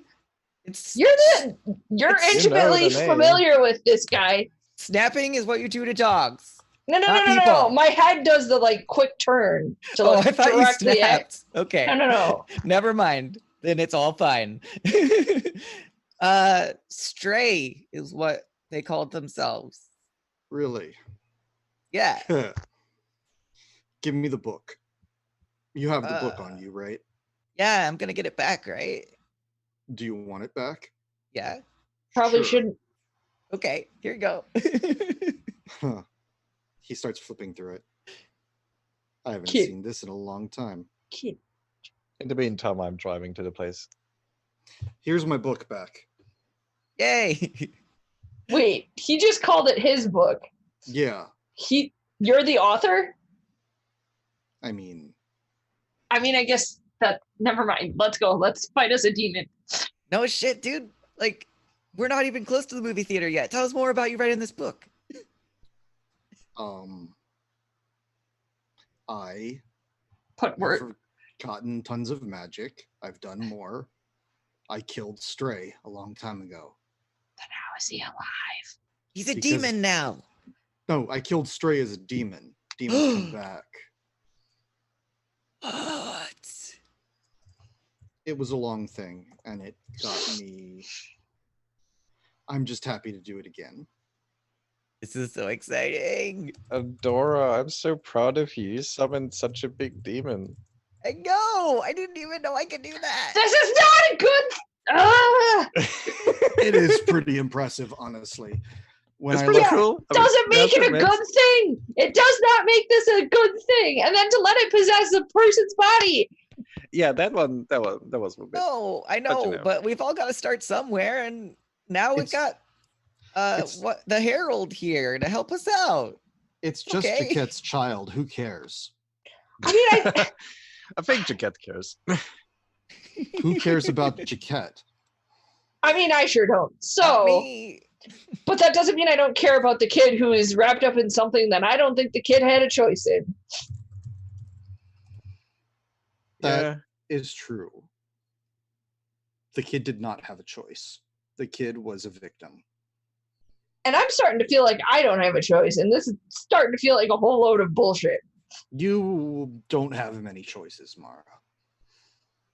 Whoa, are you speaking like just about which movie we're gonna go see, or like in the grand scheme of life? In the does it matter what movie we see? We just have to find the guy. Okay, we're gonna switch topics now. Here's the thing. Stray used to be an adept. Stray in their body is probably going to cast magic. Don't let Stray touch you. So the whole like grappling them isn't going to be a good move? No. Well, I brought an umbrella. It's got holes in it, but I can push them away with it. Don't let them put their hands on you. So I can touch them. That shouldn't be a problem. Phrasing was bad on that one. Mara, don't talk back to me. I- He is coercing your violence. You either have to make a rank 4 violence check or do what he says. I mean, I didn't see that as talking back. Okay, so you give me a rank 4 violence check. Oh, where's my character sheet? Sorry. Got too much crap open on my sheet. Violence, it's defended with fitness. Can I use my I do CrossFit? Because it's No, it needs to be a resists violence, not substitutes. With fitness. Fuck. You fail. Where are we sitting in the chair in the car? You're in the back seat. Because I'm Like a pretty sure child. she would just try to slug him at this point. Which I'm assuming even if I succeed, I fail. So Given Given go ahead and roll struggle. cool. I do CrossFit. God damn it. Which is actually narratively appropriate. You failed. Yes, Have you already marked CrossFit? I did today. All right. I think what I'm gonna do, since we need to write you out real quick, is I'm actually gonna knock you out. Is that fair? I have a suggestion, of maybe a little bit of a comedic one. Okay. Elizabeth just like steps on the brakes really hard and looks cross at the Herald and Marfa and says, "No fighting in my car. One of you gets out now." And then Mara is like, fine, and then flees.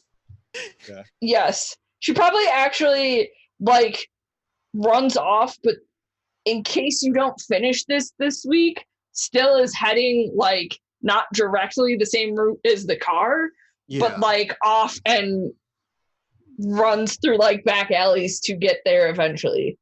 Do you accidentally drop a knife or the gun in the car? I'm going to say probably the knife. All right. So It has engraved on it, "Knife to meet you." Aw. Is it also like, is it a tactical knife or like a cool knife? It's probably a K-bar. I don't know what that means. I need It's an a answer to my tactical knife. question. It's All a right. combat knife. So Adora, you're in the back. If you pick this up, you now have an engraved tactical knife that's very good. And I got it from Mara. So there you go. All right. So thank you for playing, Mara. And we're gonna write you out now if that sounds good. That's cool. I will be here next week. All You can right. find me at Theater Nerd everywhere. Do you want me to just leave my camera up so that you have something without having to rearrange the cameras? That would be Cool. great if you can do it. Oh wait, maybe everyone else can hear Andy too. Yeah. I thought it was just me. All right. Oh, Well, and then we're I'm going just to in peace your- out. Don't die. I'm going to be mad. So don't die. Bye. Bye.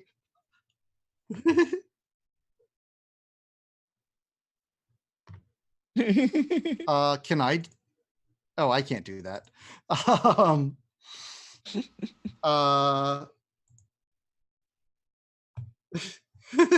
Let's carry on. I resume driving. Oh wait, Adora, did you ever did you give him? Wait a sec. Now I'm Mara. All right. I was gonna just have Connie run the game now. All right. So you're driving down the street in your car. I'm Chugging Mara. I'm really along. tough and angry. Yeah. All of a sudden, there's a flock of birds in front of you, and you're like, hey, the sky is really beautiful today. Magic! Oh, wait, it's me again.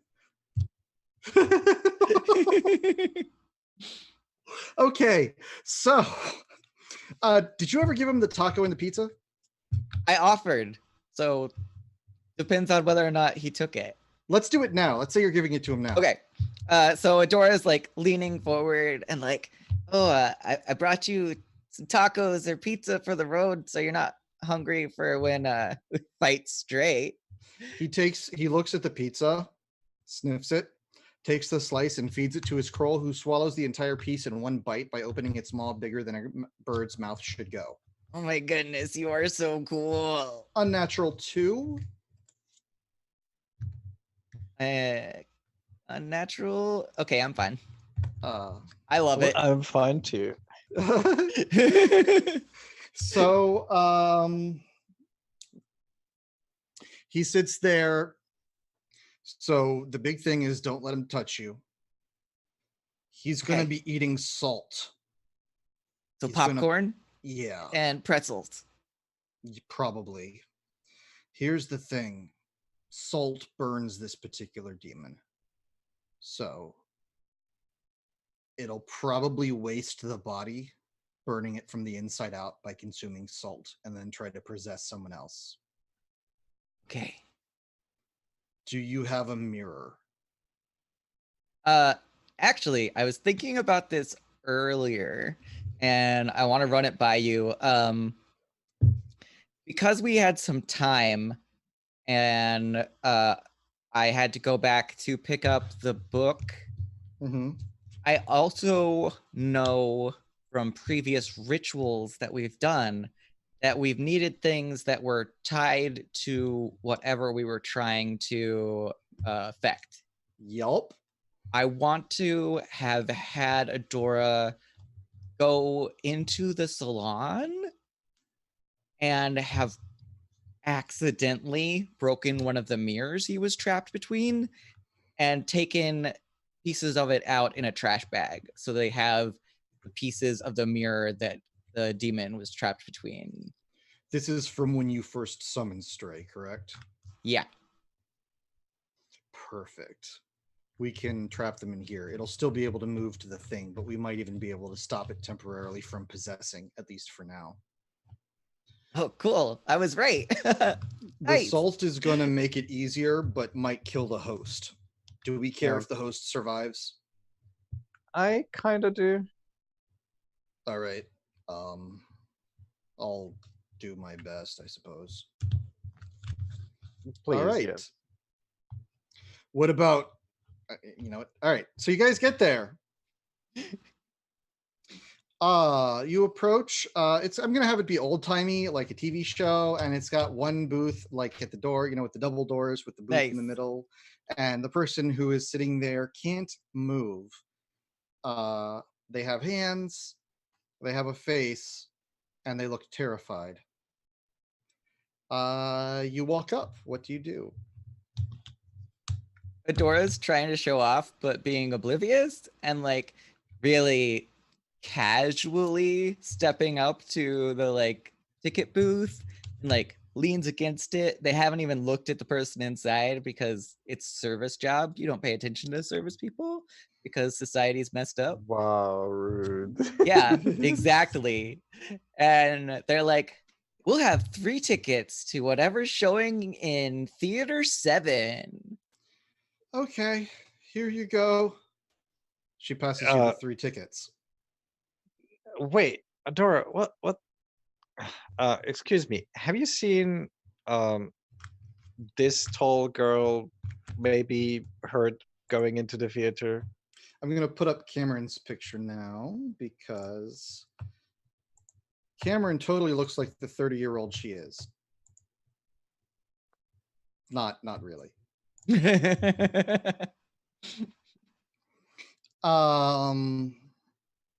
So at that, she starts when you describe it, she's like, yeah, inside watching movies. Go on in. Can you tell me which movie, Paul? I don't remember. Movies are free. Go on in. This is great. We can watch as many movies as we want as soon as we're done with this person. Okay. Do try not to lose focus. Right. We'll just go inside and follow the carnage, I presume. All right. You go in. It's not super busy. There's someone over at the food stand. They seem uncomfortable. There's not anyone else that you see in the lobby. Are I'll ask the there? person at the food stand, like, seen a girl this tall, maybe bruised? All right. When you get closer to the person near the food stand, you see that you're about to ask your question. Give me a notice check.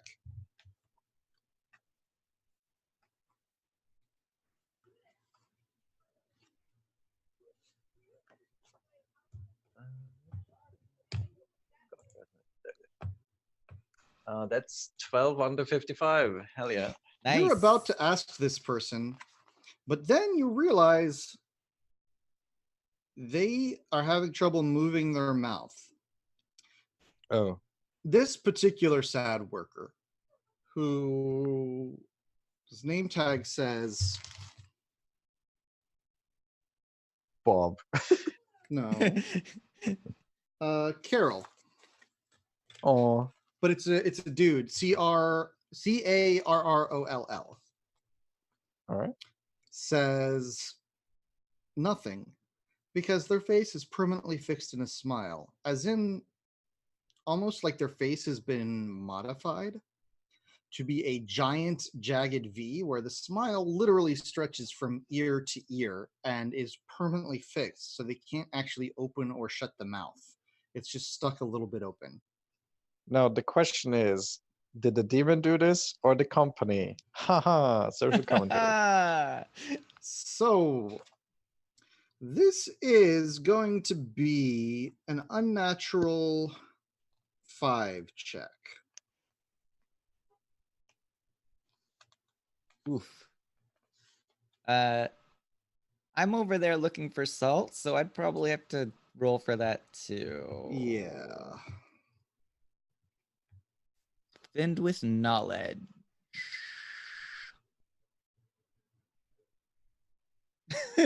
Nope. Both of you fail. So here's my question. Attack the obscene thing, run away, or freeze. Elizabeth, you first. I think I'm gonna freeze. Okay. Adora, what are you going to do? I think I'm also gonna freeze. This is good, actually. The Herald it? walks up, looks at you two. Well, turns his face towards you two. Turns his face towards Carol. Nods a little bit. The bird flies off of its shoulder and contorts its shape, turning into a almost liquid black sheet that wraps itself around the person's head and upper torso and gradually flows down the body. And when it flows off where the head was, there's nothing there. It passes below the counter. You see no sign of the person. And then from behind the counter, the bird flies out, lands on the shoulder of the herald, and begins cleaning itself. I love your bird. I'm so terrified right now. What just happened? As soon as the clerk is gone, it takes a couple seconds and you regain control. Both of you get a failed notch for unnatural. You know that. Have you been doing that when you failed? Yes. Okay. Mhm. All right. For other times too? Because I forgot to say that. Yes. Cool. All right. Problem taken care of. Get it together. Is Carol gonna be alright? Carol was dead. Oh. Elizabeth is gonna do a gesture, but it doesn't look like anything familiar to either of them. I suppose the Herald might know, but she invented it, so I don't. What does the gesture mean? it's her, I suppose, like praying, focusing gesture. Cool.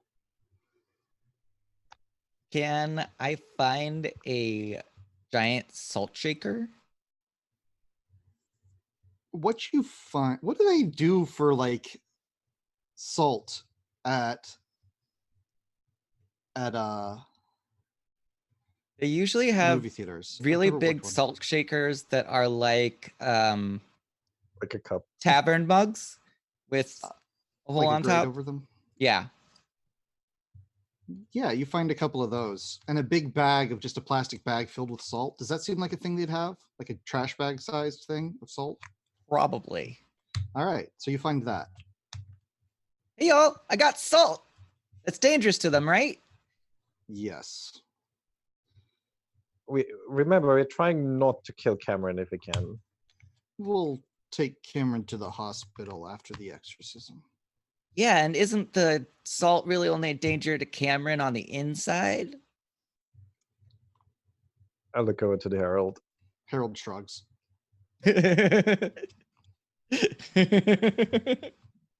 Let's go murder a small child. And he starts walking towards one of the theaters. Adora has horrified hero worship in their eyes. You know, when I made the Herald, I didn't expect hero worship to be a thing. Don't ever expect anything from your players at all. Honestly, though, this is the thing. I've had the Herald in my back pocket since first edition Unknown Armies. For a game where he makes sense. And this is the first time it's ever made sense. And considering that I, as a young person, thought the Herald is cool, even though they're horrible, I should have expected this. Yeah. Adora is a young person. I'm playing right? Yeah. So let's go. All right. Eventually, you find that only one of the theaters is playing a movie. It's playing some sort of horror slasher flick.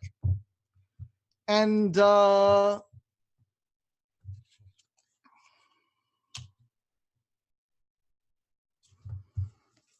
it's empty, except for one person you hear laughing and occasional coughing sounds when you enter. What are you doing? I'm going Asking to what turn we to the do. Herald. And yeah, exactly. And ask, what's the plan? Well, the easiest way is to send the bird to kill the boy. Adora shrugs. But they have salt shakers in their hands, so like a little bit of salt flies out. Remember, Harold, we said attempt to not murder Cameron. Then we need to restrain.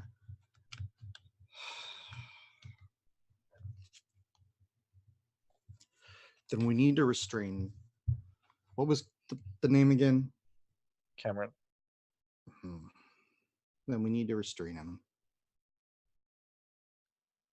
Can this be like one of those movie theaters that tries to look old-timey, like in conjunction with the ones how you described the front? So like at the doorways to the movie theaters, there are curtains held back by tiebacks that Sounds good. Yeah. So Adora wants to get one of those so they can like sneak up behind this person and like throw the rope around and like hold them against their theater chair, and tells people this to see what people's reactions to this idea are. Works for me. Let's give it a shot. If it comes to it, should I kill the boy to save you? I was actually wondering if I should use my own magic to protect myself from getting possessed, because I can do that. I read it in this book. That's good, but it might not be necessary right now. Oh, okay. I would I'd rather you didn't If it's kill you or him, me. who dies? Him. Him. Okay, cool. Yes, don't let Adora die. I'll haunt you or something. What if it's you or her? Me. I didn't ask you. You're the child. Adult. Who dies? They die. Adora dies, you live. Oh, wait. I thought you meant Cameron. Jeez. No. Adora lives, please. All right. I'll do my best. But, I'm still new at this hero thing. He smiles. It's disturbing as all get out. This person should not be allowed to smile. I revoke their smile license. Adora loves it.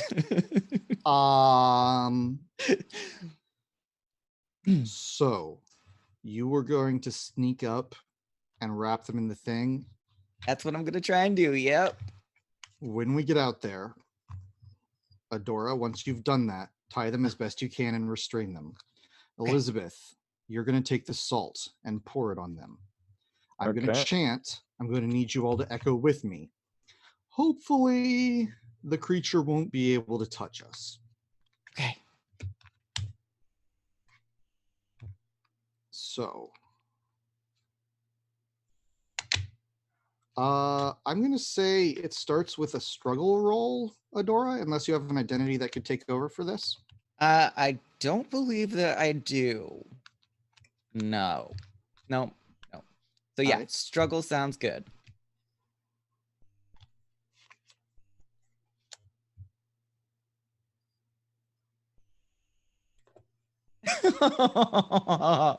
Matched failure. Oof. All right, so you fling the curtain over them, and she turns around, her head 180s to face you. Oh, my friend! Stands up, drops the curtain, and the body turns around. Hi. Did you come to watch a movie with me? Yes, I did. I wanted to surprise you. Give me a lie check. Also, Yeah. That might be an unnatural check to see someone flip around like that. Okay. The rest of you see this as well. I need to figure out how unnatural that is, but give me a lie check. I feel like that's going to be an unnatural 4. I don't know if that scares either of you. Oh, it's just in the range that I'm okay with it now. All right, so you are now comfortable watching people turn their heads around 180 degrees and then their bodies following later. I'm so excited. Elizabeth, did that freak you out? Let's see.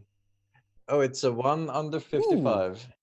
Give yourself a notch for hardened unnatural. And I'm not sure what to do here, so roll 100 and use that on your next roll. Take a hunch. So I've failed my lie. That is correct.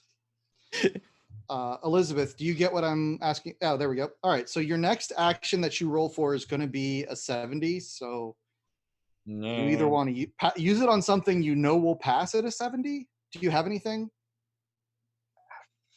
Very few things. What can you succeed at with 70% of the time? Let me see. Actually, make it 60 because there's a thing I haven't called on yet. I think only struggle. All right. You realize you are still blessed by the spirit of Pizzicato, and you could use that hunch to pass struggle, even though it's so high.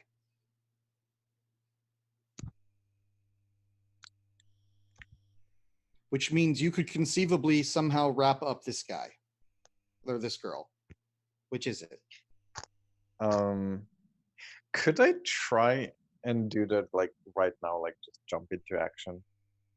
Yeah, what I'm gonna do is I'm gonna have Stray, talk real quick, and then I'm going to let you do your thing. Sound good? Mhm. All right. So you are going to, all right. So Adora, Stray smiles at you and says, this isn't what a good friend would do. You're here to try to hurt me. I wouldn't do that. You're a great demon guy. My Thing. guy, this body has me very curious. You're a demon? And I was using the gender neutral guy. Don't you? Okay, I'm not going to get into that diatribe right now. Because that's a thing. Like I don't know. No, yes, I know it is a thing. Yes, I don't know where I fall as a human being on it. So anyway, moving on. Yeah. So Elizabeth, you managed to run up, grab the curtain, and wrap him up and push her down. Yeah, I'm just going with like I'm seeing that the door is in danger and I'm jumping into. All right. To Cool. help. So you've done that. You managed to wrap up the arms in the curtain, and you've got it pinned down. You've got her pinned down to the chair. Can I try and salt now, since that was something that the was herald supposed to happen?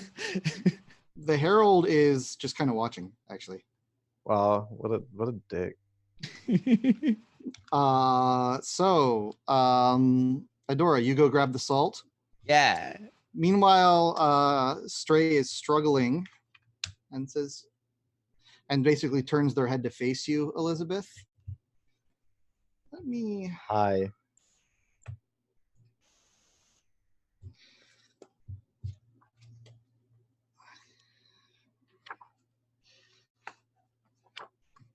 Stray sniffs. Oh, I know who you are. I recognize that smell. You're Shay's friend. You know, Shay is going to kill you in your sleep. I can protect you. You don't have to banish me. I can protect you both. I can protect Adora. You were literally about to murder her. No, shut up and get out of the body. I wasn't going to do that. Trust me, even if I No. leave the body, I could still kill her. I could still kill you both. I could kill everybody. Harold? All right. Give me a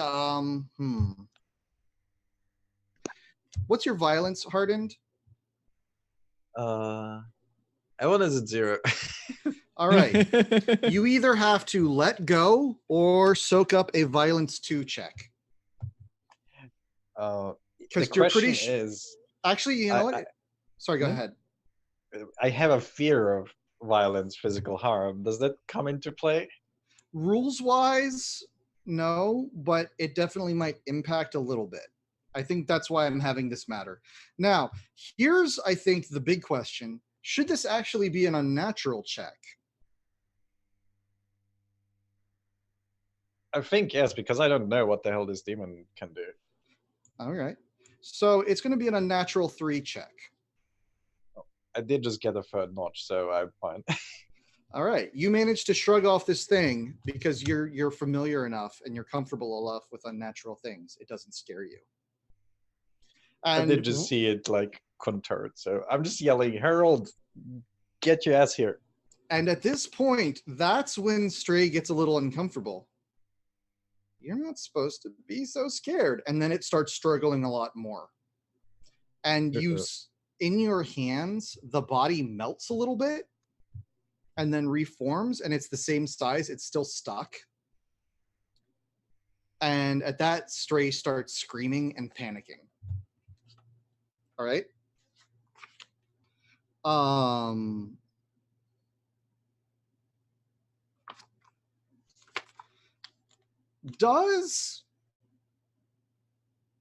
do you feel holding this person down in what's sort of an aspect of violence? How does it make Elizabeth feel? I mean, I think at this point she's just in adrenaline trying to protect Adora. That's it. There's no thinking. Interesting. All right. Adora, what are you doing? Salt. All right. Where is Adora?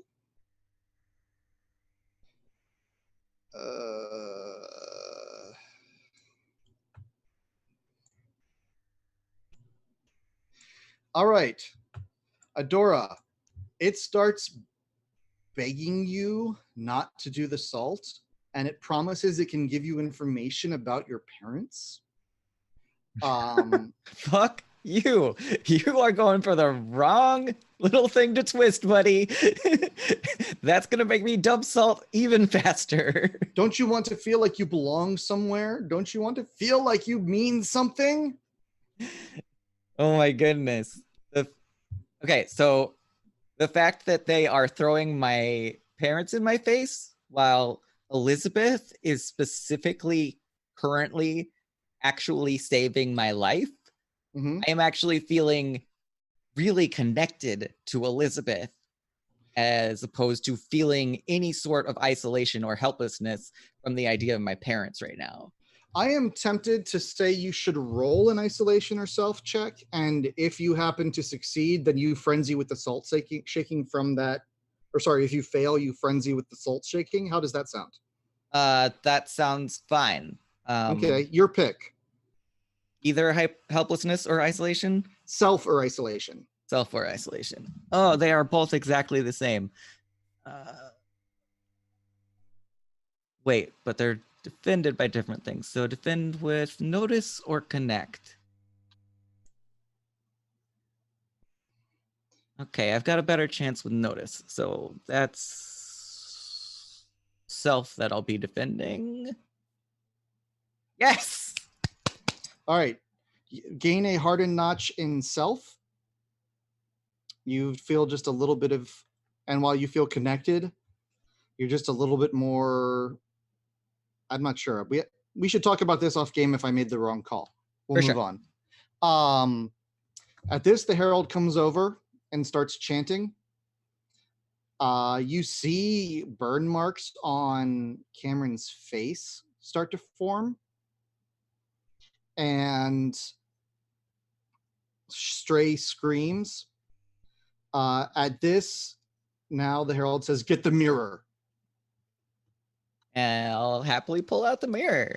All right, so you've got a bunch of shards of glass. Yep. Touch the mirror to her face, or to his face, says the herald. Okay. Just hold it up. You see smoke coming out of Stray's mouth, and eventually, like, some stuff shifts, and then the body goes limp. And the herald says, "Well done. Take those glass shards back to wherever. Keep them there. Hide them. If they leave, the seal will be weakened." Wait, wherever is really, really ambiguous. What is wherever? Wherever you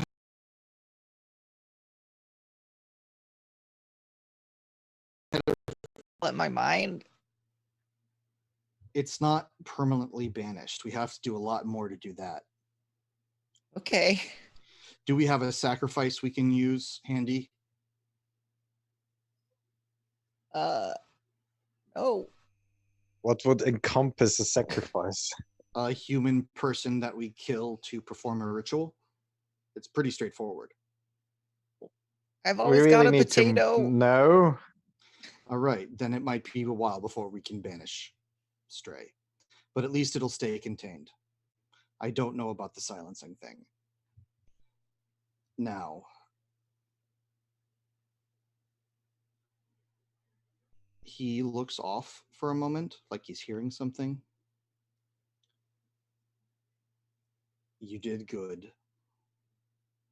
I'll be back later to talk about our next target. Wait, what? We have a lot of work to do. This guy's really cool. Who is our next target?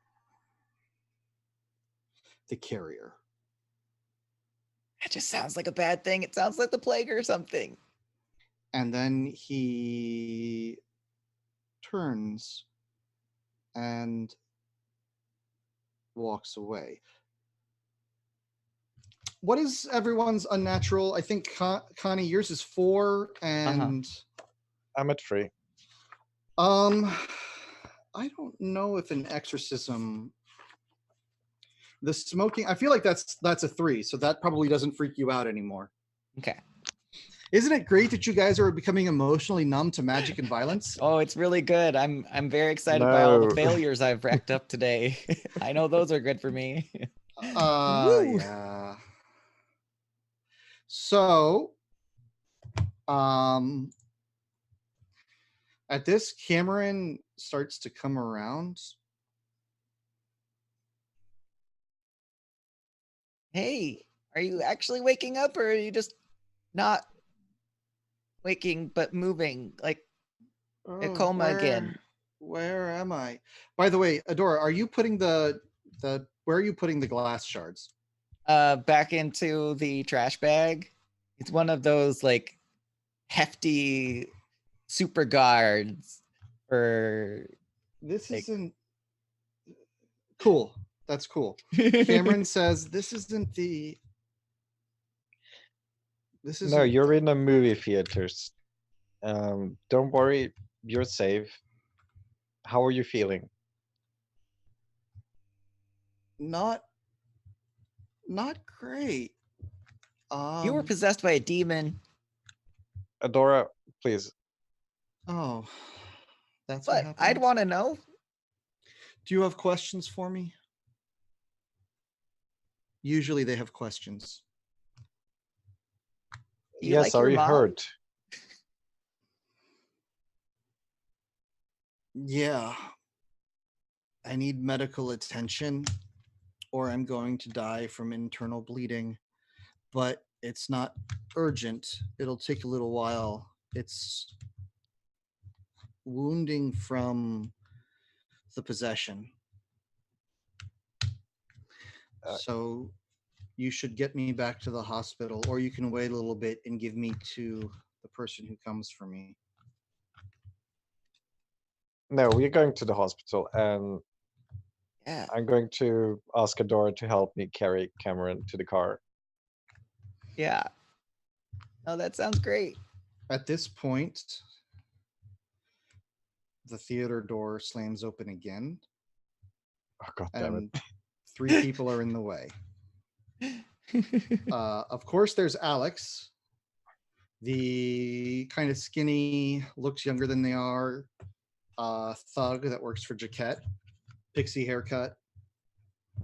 I don't know if I've shown the picture of Alex, and it took me a long time to find it. Sorry, it's not Alex, it's Max. And I kind of like it because it's not what I expected. Nice. I just really like this idea of this like sort of like pixie person, and I feel like every pixie type body type character I've ever seen in fiction has been white, and so I like this look for the character a lot. I hope that's okay. Yeah, I like it. And then the other character that you see is Rosamund, who is Adora. I'm not sure if you've met Max and Rosamund, but Elizabeth, I know you have. Yep. Rosamund is the big tough enforcer that works for Jaquette, who is the muscle of the group, though also appears to possibly like Minerva romantically. It's hard to tell. But they are standing back because pushing past them hasn't been on screen in a while. But everybody, we love her. You know she's your favorite character. Oh, no. No. Running into the No! room, pushing back her guards who are trying to hold her back. Unhand me! Is Jaquette. and she looks and she says, Cameron! And she runs to Cameron. Let go of him. Give me my... Cameron raises their head a little bit and is like, Mom? Cameron, are you still... She looks in Cameron's eyes, like pulling the eyes open. Do you guys pull Cameron away, or do you let this happen? I'm going to like reach out a hand and say, internal bleeding, don't touch. Yeah, possible possession. Let me see my child. And she reaches forward. Are you going to stop her or not stop her? You have to physically interpose to prevent her. Hey, if you want to kill her, go ahead. God All damn it. right. Actually, I'm not going to kill her. What are you doing, Adora? I want to cast a spell, and Oh boy. I want to try and influence Jack Cat to think that leaving Cameron with us to get to the hospital right now is the safest, smartest plan. Using influence spell. All right, go ahead and give me a... Let me ask you a question, Connie the player. Yes. If the end result is Cameron gets to hospital, do you want to use up your daily magic right now to make sure you were the people who do it? Yes. Okay. Just double checking because, you know, you only get one a day, so I didn't want to take that from you and have you feel cheated. Yeah, no, totally cool. Because Cameron basically told you she's here to get Cameron back to the hospital. Right. I want to have access to Cameron while they are talking and vulnerable, as bad as that is. Oh, that's fair. That is fair. So give me a roll of that identity, I believe is how it works. Yes. All right. Now, I believe this is a gridiron check, which we haven't really been using. Okay. So I think you're going to need a second thing to get her completely on board. Alrighty. So what are you going to say, and what are you using to say it? So I have to use a separate skill? Yeah, the idea with the gridiron thing is it's for tracking something that's not one success. And what influence does is it pushes it in that direction magically. Okay. So I feel like the way it's going to work is let's see now, best of three things. You get to roll whatever they are. So if it's 2 successes and a failure, maybe she comes with you while you taking Cameron. Okay. Does that make sense? Yeah. All right. I want to use my relationship with Elizabeth to have them backing me up while I'm arguing. I don't think that's how relationship roles work. Oh no, that's so sad. It was such a good roll too. I know. That's why you should wait for me to let you know. You sure though? Well, Is because it like asking someone something? Yeah, you can convince Elizabeth to back you up, but that doesn't mean it works on Jaquette because the person you're influencing is Jaquette. So, does that make sense? So do you want me to roll to convince your cat? Yeah, maybe what that does is it'll give... Yeah, how about that gives Elizabeth like a bonus? Yeah. To do that. I like that. So that plus the pizzicato bonus will be a plus 20 on this roll. Okay. And would this be a connect then? It could be a connect. It could be a lie. Connect will get her to trust you. Lie will get her to believe you. Status will get her to believe in your ability to do it. Or it might be an identity. I'm going to use my spiritual healer that substitutes for connect. All right, Nice. Especially since you're connecting with her. Yeah. Like you're her spiritual healer. Yeah. That makes sense. And the 20 is helpful then. Yes. Yeah. All right. So don't mark spiritual healer for that, but you succeed. So it moves up 1 and she's like, okay, sure. Yeah. Yeah. You're taking her to be safe. Just, I want to come with you. I want to be there. I haven't seen Cameron awake in a long time. Okay. And so I'm going to make this final roll. I'm also going to use connect because I want her to not think that she can't trust me. I want her to trust me, please. Yes, yes, yes, Oh my God. yes. So she looks at you and she says, I'll meet you at the hospital. How does that sound? Sounds great. We gotta go. And Your we car's like probably book better. it. And Rosamund and Max almost move to stop you. And she's like, no, let them go. We don't want to hurt Cameron. We'll get there. Yes.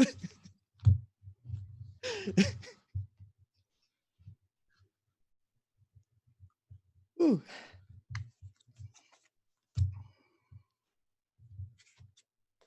I think after all this stuff, Chiquette is never gonna come to me my services again. I actually want to suggest something to you, Elizabeth. Hmm? You probably have enough invisible clergy knowledge that you could understand some things.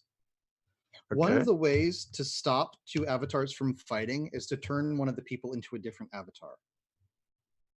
Hmm. And I think you've got a good enough sense of Jaquette to realize that even though she's whatever she is, she clearly cares a lot about Cameron. I feel like that was evident. Okay. Yeah. To my surprise. You could potentially shift her somehow or convince her to shift from avatar of whatever she is to avatar of the mother. And if she does that, she and Mara don't have a fight over territory anymore. If you don't know if she'll go along with it, but that is something that I think either you think of or Shay thinks of and whispers to you, or somehow you get that idea. Does that work for you? I'll say Shay whispers it to me. The question is, do I want to convince it this session or next session? It would have to be next session. This is Yeah. a big deal. Yeah. And we're coming up on time, and that would be like a whole new bag of things. Right. So we don't have a lot of time. So you're back at the car.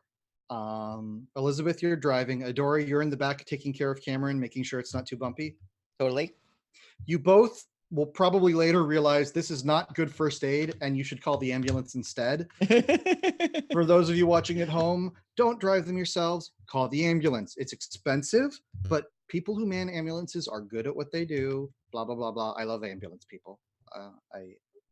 My dad's a firefighter and I was raised around ambulance people. So it's expensive, but car rides are bad for health, or can be. Yeah, this is a movie. Yeah. Right. So just, before we fade out, you driving to the hospital, do you want to ask a question of this person? You get a mystic sense that the best use of your time is to ask them questions about what you should do about anything. Yeah. Whether that's true or not is not clear, but you might be mystically aware enough to be like, that's magic telling me that. But that doesn't mean it's false either. So the thing is that I, as a player, know there are questions that we specifically took this course of action so that we could ask this person. But I am also, as a person, coming up blank on what any of them should be. Okay. Elizabeth, do you have any questions you want to ask Cameron? Gosh, so many. That's the thing. Do you remember any of the questions we were supposed to ask Cameron?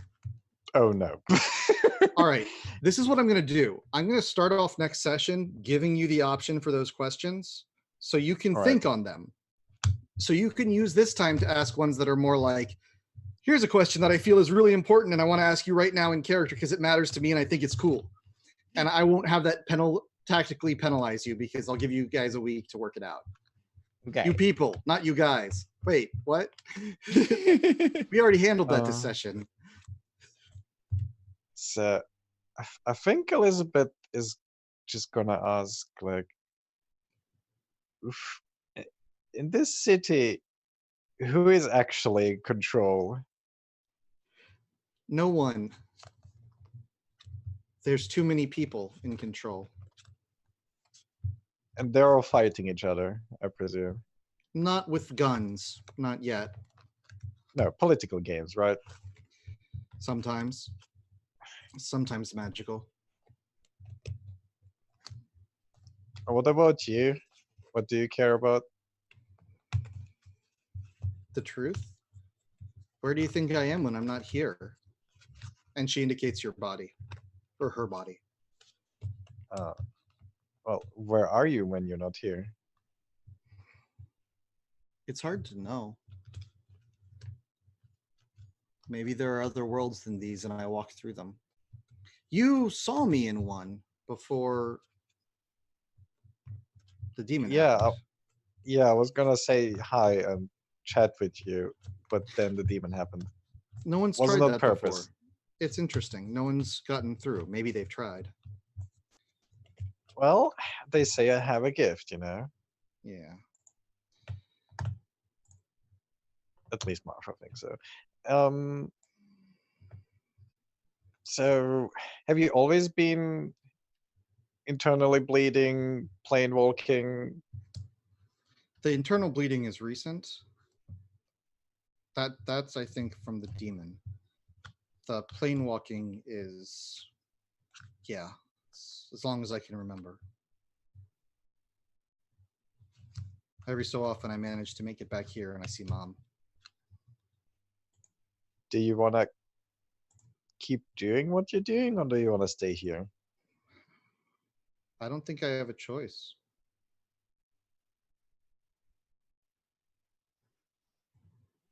Well, if you had a choice.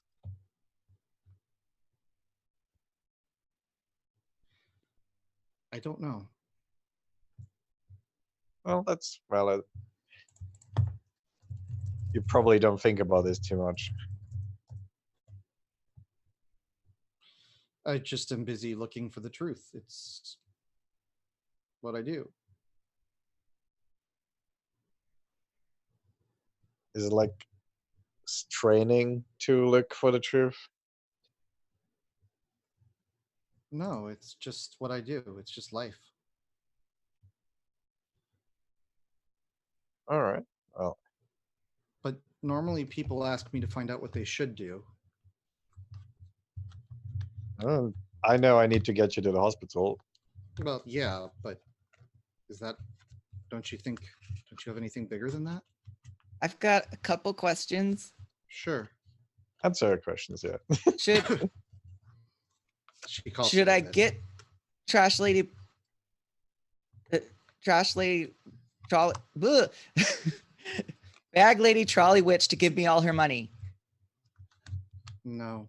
No. She would be Should I- happiest. She'd be happiest if she gave away all her money. But not to me. No, if she started like a big charity. Okay. Should I trust Pebble because I love them so much? Oh, that's a tough one. Do you seek power? Yes. Then Pebbles can bring you power. If you want power and that's what's important to you. But it'll also bring you pain because power always brings pain. It's just the people who seem happy ignore it. Okay, in that case, I have a question. What the hell do I do for people not to try to murder each other? Change reality using magic so that nobody wants to hurt each other anymore. That's very difficult. All right. But you've already started that path. Can we That- use the UFO to control the cult? You can use it to influence them, to help guide them, but it connects to them and encourages them to act in certain ways. The UFO is very powerful and I wouldn't mess with it personally, but you could. You could. And at that, I feel like we're going to fade out because we have to go. Yeah, sounds good. So I think we already did everything for relationships that was touched on as we were playing. Off camera, if you have a checked stat, uncheck it, roll a d5, and add to that stat. You can also pick to try failing another stat. You can do that on your own. That's the house rule. So if you have an unchecked ability, you say, I'm going to do this one, roll it. If you fail, check it, then, do what you would normally do. Does that make sense? Mm-hmm. All right. And I think that's going to be the end of the session. What is the intention for next time? We need a plan. And I know we got to talk with the group, but what's the plan? Just a rough idea of what we're thinking about for next time. I want Talk to Jaquette. Yeah, I want Elizabeth to let everyone know about their revelation because Connie, think it would be a great idea to change Jaquette into the mother. Is that the plan for next time, Elizabeth? Are you on board with that? Yep. Cool. So what was that? Oh wait, no, I just jumped up. And I think we succeeded today. So go ahead and roll a d10 plus 5, because also Cameron is probably going to give you some random insights that are going to add to your magic total. Cool. You want to roll that, Elizabeth, since I rolled earlier? Sure thing. Hey, 14. Nice. All right. And we'll figure out what the two I'm missing are. And there we go. All right. Thank you very much for playing. Thank you very much for watching. This has been Horrific Unknown Girl Society. We are going to be rating Oz Mills today. So please stick around. Thank you to anyone who followed or subbed or whatever. Don't forget about our Discord, our Patreon, and our merch. And I think later tonight there's going to be a one-shot on Welcome to the Party. But for now, go check out Oz Mills. Thank you very much for watching. Bye. Bye.